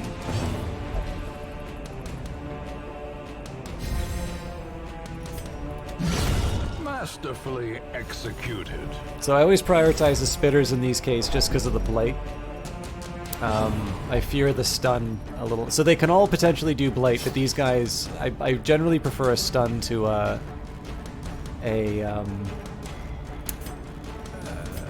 I prefer a stun to sort of a ranged blight. Basically, it's a one attack versus 100%, or 50% of attacks versus 100% of attacks that keep you, or that will inflict blight on you.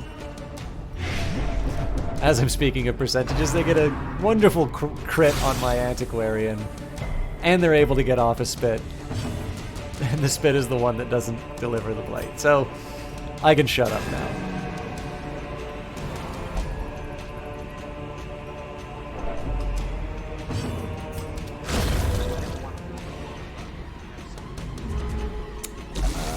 It was Katana X202. Thank you very much for the follow. Alright.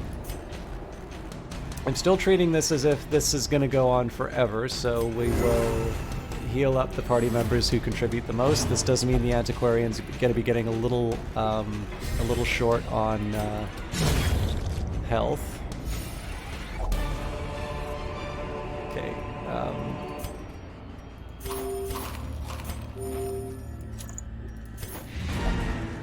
And because I'm an idiot, we will continue adventuring.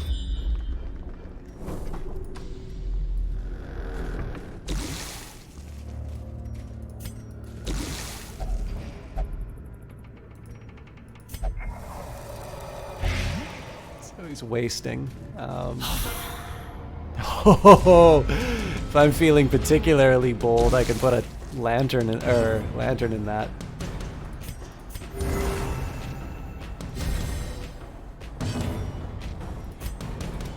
Impressive. So I mean, it'll be a shame if we lose the Antiquarian, but this is not the person who I'm trying to save in the party.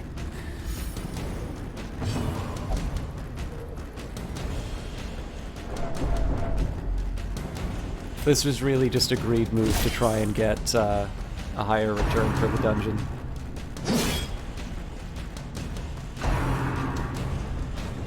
And of course, there's a possibility that they'll just take it from the stock in the hamlet. All right, I got lucky there, but or I will say it was a skillful avoidance from becoming unwound.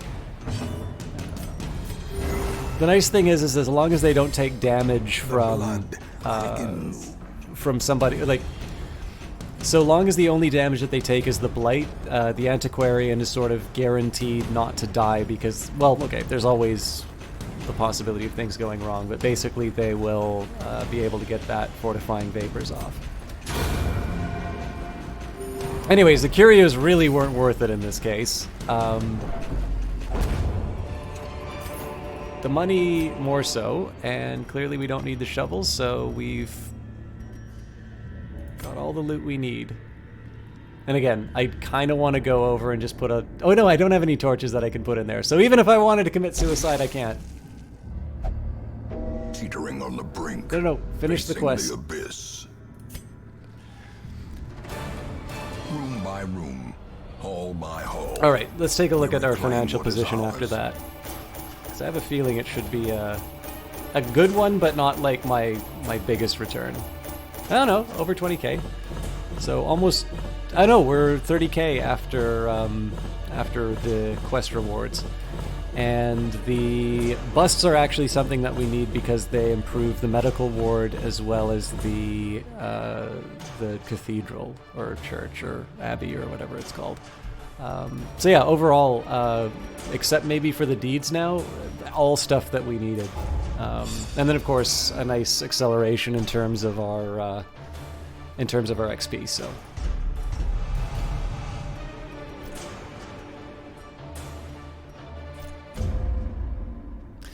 So that's going to be it for tonight. I was lord of this place before the crows and rats made it their domain.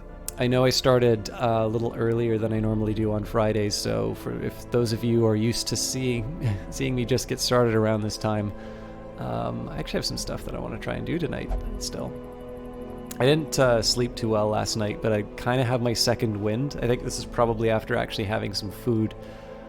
So I'll make the most of the opportunity. But let's see what happened in the hamlet, and we'll try and set ourselves up for the next round. So Krivakur underwent effective disease treatment, disease cured, wasting sickness. Cool Eagle has controlled the urges of the Crimson Curse for now. Gia has controlled the urges of the Crimson Curse for now. Pistrus is thirsting for the blood. Are they wasting? They are. Crap. We have got... It looks like everybody got levels off of that, actually. I'm reasonably happy about that.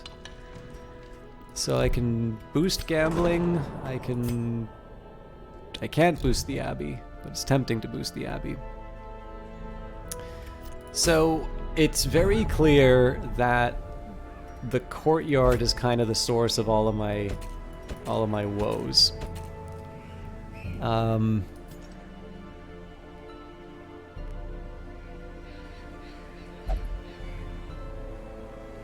Don't have a lot of options of people I can bring along here. I'm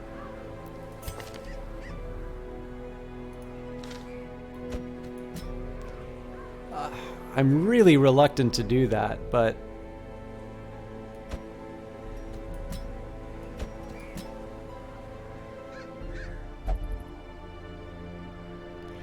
the only other thing I could think of about this would be to take one of the level 6 musketeers.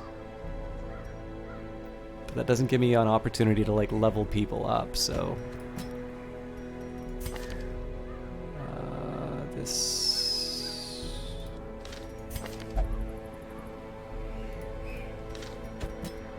So it's a little something like that.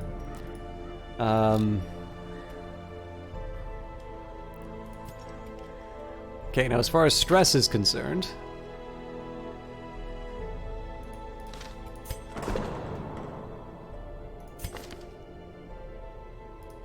need to make sure. Alright, so they only drink, which means the rest of them. So all the bloodsuckers wind up going into the pub. Make sure the tippler gets taken care of first.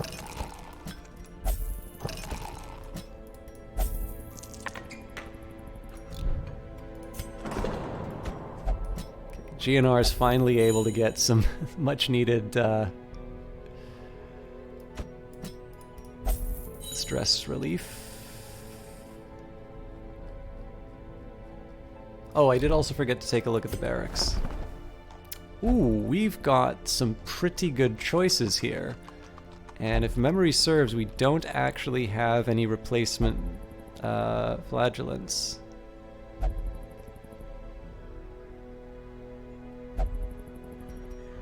So, welcome. Sort by level.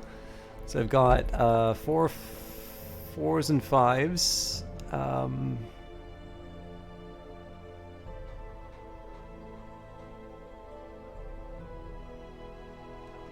Yeah, so no real upgrade. Oh, Ida. So we will dismiss Ida in favor Shoulders, wild eyes, and a stumbling gait. This one is no more good to us. Again, just getting some easy levels here. Okay. As far as the people with the Crimson Curse, Falcon is... Okay, Fuller is craving... It's like not ideal, but we can manage with this. I mean, it'd be nice to get a new, like a higher level Hellion. They've got 4 negative traits versus the one I've already spent money on. They've got like a little of everything. Yeah, I'm also gonna need to spend some money on like fixing everyone. Also, is everybody properly kitted out? Now they are.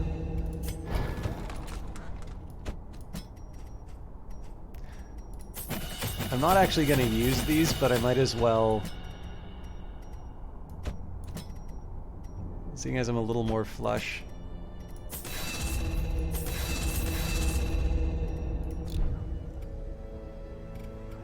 Okay. I'm okay with that. Right.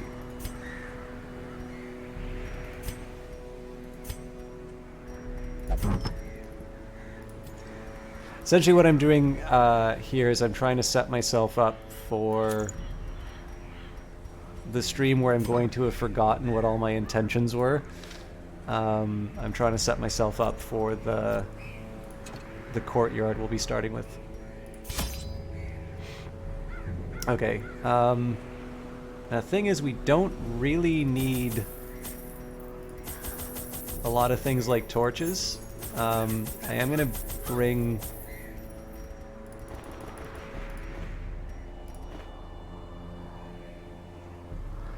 So you don't need them, but they do wind up being useful in certain regards. So some of this may be left by the wayside, but I actually want to bring enough that we can have an extended stay if we decide to. It is a big stagecoach. It's only 25% chance for scouting, which I'm not crazy about, but we're also probably not going to make a ton of The feasting progress. and revelry would last for weeks at a time. Great stone tables were set with such an abundance of rare delicacies that we would stuff ourselves until the exotic became mundane. When the lavish spread began to spoil, a ravenous gourmand gleefully proposed that we sample from the fetid pile of composting refuse.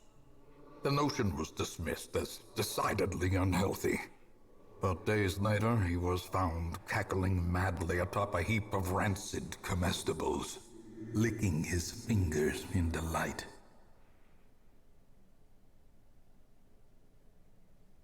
The corpulent braggart could never eat his fill. Let him dine on sharpened steel tonight.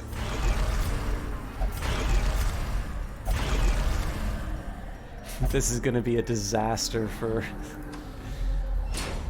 stress. And because I apparently don't know when to quit, we will go to maybe like the first fight or something. A fortune, waiting to be spent.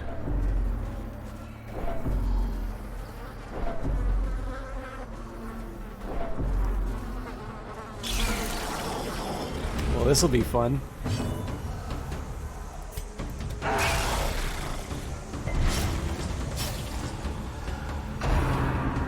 Kind of wish Lyrazider was here so he could see the Crimson Court.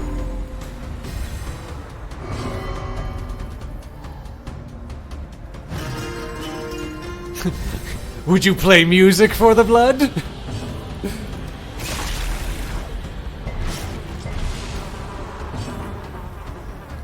Again, it's wonderful when things like the Flesh Eaters wind up in the middle, because you kind of get the maximum effect of your abilities, and I always wind up missing on those. Oh, Christ. The Flagellant's gonna have a time of things. So yeah, we did very little that round. I'm a bit mad at myself. This guy is out of his league. I'm gonna be very careful about how I handle things with him.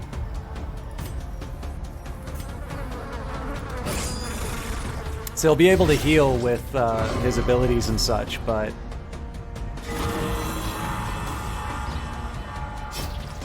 And this Bloodlust is a liability.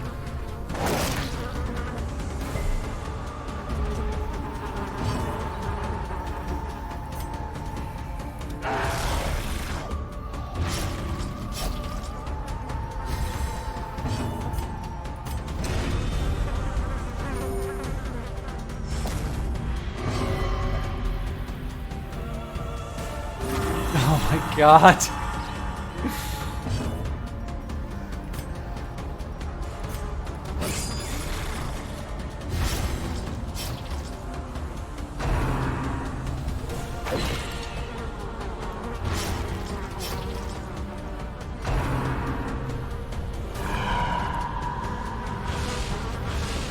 The will to fight falters.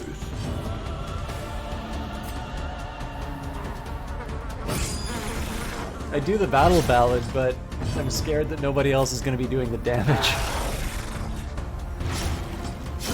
Slowly, gently. This is how a life is taken. 24 damage a turn.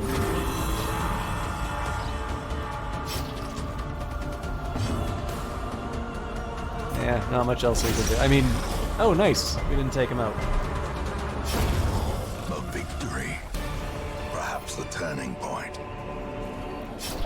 Did I say one battle? I meant one room.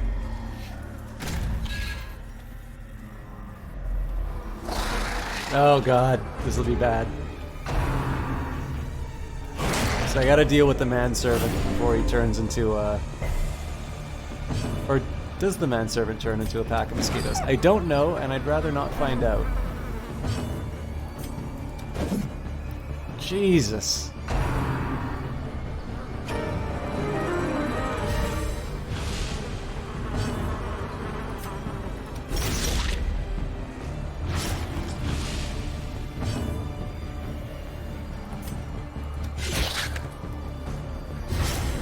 Surely he's done. Yeah, he's done.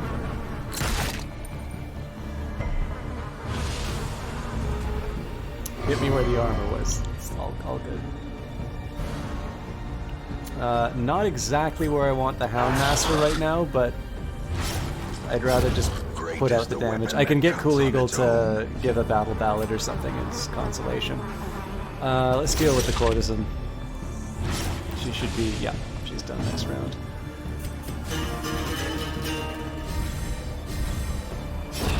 A death by inches. So if I had a stun, I would be taking the opportunity to get people to do some healing, but... Is it enough to... Inspiration and improvement. He's taken 3 around. Oh! Duhan's Harry. Just because I want to try and get people to do the heal.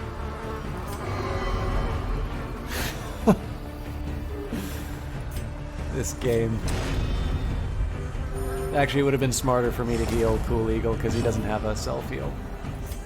So let's give him an Inspiring Tune just to... I mean, it's most likely he will wind up getting a good thing. But let's not tempt fate. Is a rarity in the fevered pitch of battle. As victories mount, Okay. so too will resistance.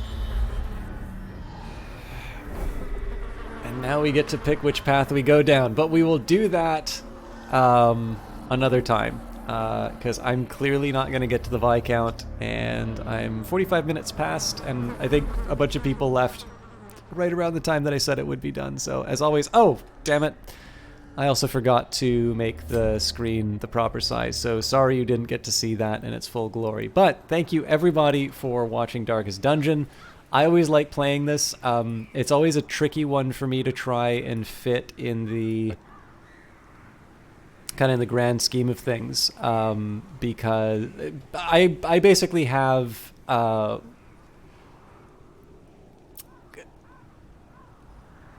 in terms of the things that I want, I have like the highest priority in terms of streaming, like in the near future.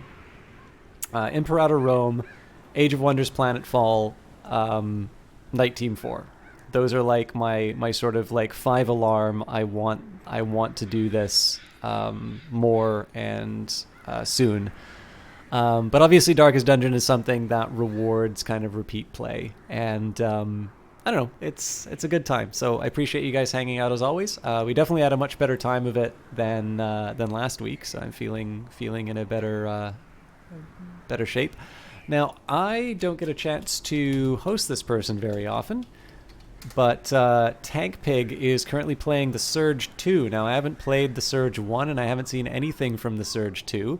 But Tank Pig is fun to watch. I originally found them through Age of Wonders Planetfall, and it's a pretty good time. So I will leave you in their capable hands. You don't necessarily need to use the raid message if you don't want. They know me enough that we've sort of chatted outside of stream.